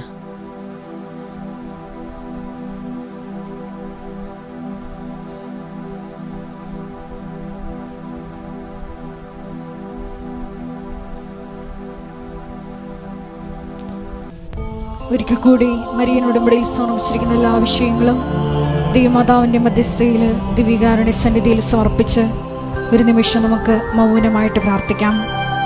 ഈശോയെ, ഉടമ്പടി ഒരു ചെയ്യുന്ന പദ്ധതിയാണെന്ന് കണ്ട് ചൊല്ലുന്ന പ്രാർത്ഥനയേക്കാൾ അപ്പുറത്ത് ഈശോയെ ദൈവസ്നേഹത്തോടെ ഇറങ്ങി പ്രവർത്തിക്കുവാൻ ഞങ്ങളെ അഭിഷേകം ചെയ്യണമേ എന്ന് ഈ ആരാധന മധ്യേ ഞങ്ങൾ പ്രത്യേകം പ്രാർത്ഥിക്കുന്നു. വിശേഷവിധിയായി നിങ്ങൾ എന്താണ് ചെയ്യുന്നതെന്ന് ഞങ്ങളുടെ ജീവിതത്തിലൂടെ ഉത്തരം നൽകുവാൻ, നിത്യജീവനെ ലക്ഷ്യമാക്കി യാത്ര ചെയ്യുവാൻ ഞങ്ങളെ അഭിഷേകം ചെയ്യണമേ എന്ന് പ്രാർത്ഥിച്ചുകൊണ്ട് പ്രത്യക്ഷീകരണത്തിൻ്റെ മുഴുവനും കൃപകളും സ്വന്തമാക്കാൻ എളിമയോടുകൂടി ശിരസ് നമിച്ച് ദിവ്യകാരുണ്യനാഥൻ്റെ ആശീർവാദം സ്വീകരിക്കാം. രണ്ടറിയിപ്പുകളുണ്ട്. ഒന്ന്, എല്ലാ ദിവസവും നമുക്ക് രാവിലെ 5:30 അച്ഛൻ നിങ്ങൾക്ക് ഡെയിലി ബ്രെഡ് എന്നുള്ള 12 മിനിറ്റ് നിൽക്കുന്ന ഒരു അതായത് ഒരു നമ്മുടെ 20 വർഷം തികയുന്ന അമ്മയുടെ പ്രത്യക്ഷ 20 വർഷം തികയുന്നതിൻ്റെ സൂചനയായിട്ട് ഇനി അതിൻ്റെ ജൂബിലി പ്രാർത്ഥന വരുമ്പോൾ അച്ഛൻ പറയാം, ഇതുവരെ ജൂബിലി പ്രാർത്ഥന അമ്മ തരുമെന്നുള്ള സൂചനയെ ഞാൻ അനൗൺസ് ചെയ്തായിരുന്നു നേരത്തെ. അപ്പം അതുവരെ നമുക്ക് ചെയ്യേണ്ടത് ഇപ്പോഴുള്ള 5:30 മണിക്കുള്ള പ്രാർത്ഥനയ്ക്ക് നിങ്ങൾ പങ്കെടുക്കണം. അത് ആ 5:30 മണിക്ക് തന്നെ പങ്കെടുക്കാൻ വേണ്ടി പ്രത്യേകം നിങ്ങൾ ഒരുങ്ങി പ്രത്യേകിച്ച് ഫ്രഷായിട്ട് പ്രാർത്ഥനയിൽ പങ്കെടുക്കണം. ആ പ്രാർത്ഥനയ്ക്ക് 3 ഭാഗങ്ങളുണ്ട്. ഈ ഒരു ജീവിതത്തിൽ ഒരു ദിവസം ആവശ്യമായ എല്ലാം അതിൻ്റെ ഉണ്ട്. നിങ്ങൾ അതിനുശേഷം പോയി കുർബാന കൂടിയാൽ മാത്രം മതി. എന്താ കാര്യം വെച്ച് കഴിഞ്ഞാൽ, കുർബാന കൂടാൻ പറ്റുന്നവർ കുർബാന മുടക്കരുത്.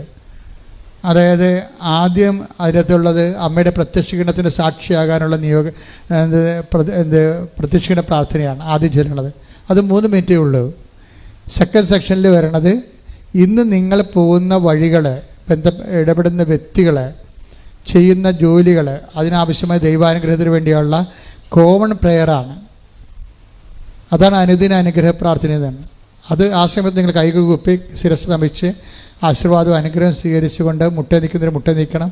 അല്ലാത്തവരെ ആ നിന്നത്തെ എല്ലാം സമർപ്പിക്കണം. പറ്റുമെങ്കിൽ നേരത്തെ തന്നെ അച്ഛൻ പറയുകയാണ്, ഇപ്പം നാളെ രാവിലെ 5:30 പ്രാർത്ഥനയുണ്ടെങ്കിൽ നിങ്ങൾക്ക് ഇപ്പോൾ ഒരു വീട് പണിയാൻ പോവുകയാണ്. അപ്പോൾ നിങ്ങൾ ആ മൊബൈലും കൊണ്ട് 5:30 പണിയാനുള്ള സ്ഥലത്താണ് പോയി നിൽക്കേണ്ടത്. പറ്റുമെങ്കിൽ നമ്മുടെ തിരി അവിടെ വെച്ച് അവിടെയാണ് കത്തിക്കേണ്ടത്. ഇപ്പോൾ നിങ്ങൾ പശുവിനെ വാങ്ങിക്കുകയാണ്, അത് തൊഴുത്തിൽ കേട്ട്, അപ്പോൾ നിങ്ങൾ അവിടെയാണ് പോയി നിൽക്കേണ്ടത്. പറ്റുന്നവർ നിന്നാൽ മതി കേട്ടോ. രാവിലെ പുറത്തിറങ്ങാൻ പറ്റുന്നവരും പുറത്തിറങ്ങിയാൽ മതി. പക്ഷേ എന്നാലും അത് യുചിതമായൊരു കാര്യമാണ്. ഇപ്പോൾ നിങ്ങളുടെ വീട്ടിൽ കുഞ്ഞുങ്ങൾ അസുഖമായി കിടക്കുക, അപ്പോൾ 5:30 അച്ഛൻ പ്രാർത്ഥിക്കുമ്പോൾ ആ 5:30 കുഞ്ഞിൻ്റെ അടുത്ത് നിന്നാണ് ആ മൊബൈൽ എടുത്ത് ആ തിരി കത്തിച്ച് വെച്ച് പ്രാർത്ഥിച്ചിട്ട് കുഞ്ഞിൻ്റെ ശരീരത്തിൽ തൊട്ട് കൈ തൊട്ട് പ്രാർത്ഥിക്കണം. ഗർഭിണികളുണ്ടെങ്കിൽ ആ 5:30 പ്രാർത്ഥിക്കും. അച്ഛൻ്റെ കൂടെ പ്രാർത്ഥിക്കുമ്പോൾ 5:30 ഗർഭിണികളുടെ വയറെ തൊട്ട് പ്രാർത്ഥിക്കണം. അപ്പം അങ്ങനെ എന്താണ് ഇപ്പം നിങ്ങളുടെ പ്രമാണം? അല്ലെങ്കിൽ നിങ്ങൾക്ക് പറ്റുചീട്ടില്ല, അല്ലെങ്കിൽ നിങ്ങൾക്ക് ലോണില്ല, കിട്ടണില്ല, അപ്പോൾ ആ അപേക്ഷ കയ്യിലുണ്ടായിരിക്കണം 5:30 നമ്മൾ പ്രാർത്ഥിക്കുമ്പോൾ. ഇതിനാണ് ഡെയിലി ബ്രെഡ് എന്ന് പറയണത്. ഡെയിലി ബ്രെഡ് അന്ന് ഡെയിലി ബ്രെഡ് എന്ന് പറയുന്നത് അതിൽ വായിക്കുന്ന വചനത്തിനാണ്. അനുദിന അനുഗ്രഹ പ്രാർത്ഥനയാണ് രണ്ടാമത്തെ സെക്ഷനായിട്ട് പറയണത്. അപ്പോൾ ഒന്ന് പ്രത്യക്ഷയുടെ പ്രാർത്ഥന, രണ്ടാമത്തത് അനുദിന അനുഗ്രഹ പ്രാർത്ഥന, മൂന്നാമത്തത് ആണ് ഒരു വചനം, അന്നത്തെ വചനം കർത്താവ് തരണത് വായിച്ചിട്ട് അത് 2 മിനിറ്റ് കൊണ്ട് വ്യാഖ്യാനിക്കും. എല്ലാം കൂടി 12 മിനിറ്റേ ഉള്ളൂ. അത് മിസ് ആകാതിരിക്കാൻ തന്നെയല്ല, അത് എല്ലാവർക്കും ഷെയർ ചെയ്ത് കൊടുക്കണം. കാര്യം ഈ 20 വർഷം കഴിഞ്ഞെന്ന് അമ്മ എന്നോട് പറഞ്ഞ ദിവസം തന്നതാണിത്. അപ്പോൾ 20 വർഷത്തെ അനുഗ്രഹങ്ങളെല്ലാം അതിൽ ഉള്ളടക്കം ചെയ്തിട്ടുണ്ട് ഈ അനുദിന അനുഗ്രഹ പ്രാർത്ഥനയിൽ. അതുപോലെ തന്നെ ഇതെന്ന് പറയുന്നത് നിങ്ങൾ ഒറ്റ സ്റ്റെച്ചിന് കേൾക്കാൻ പറ്റുന്നില്ലെങ്കിലും ഒരു ധ്യാനം പല പ്രാവശ്യം കേൾക്കുന്നവരുണ്ട്, ആവർത്തിച്ച് കേൾക്കുന്നവരുണ്ട്. അപ്പോൾ കേൾക്ക് മാത്രമല്ല, നിങ്ങൾക്ക് ഈ ധ്യാനം, നിങ്ങൾക്കറിയാം ഈ ധ്യാനം ഒന്നും എല്ലാം ഈശോ ഓൺലൈനിൽ സംസാരിക്കുന്ന കാര്യങ്ങളാണ് നിങ്ങളോട് പറയണത്. അതുകൊണ്ടാണ് ഇതിനെ വചനത്തിൻ്റെ ആന്തരിക അർത്ഥമൊക്കെ നമുക്ക് കിട്ടണത്. അപ്പം അതെല്ലാം നിങ്ങൾ കേട്ടിട്ട് മനസ്സിലാക്കിയിട്ട് ജീവിതത്തെ പ്രാവർത്തികമാക്കിയിട്ട് ബാക്കിയുള്ളവർക്ക് ഷെയർ ചെയ്ത് കൊടുക്കണം.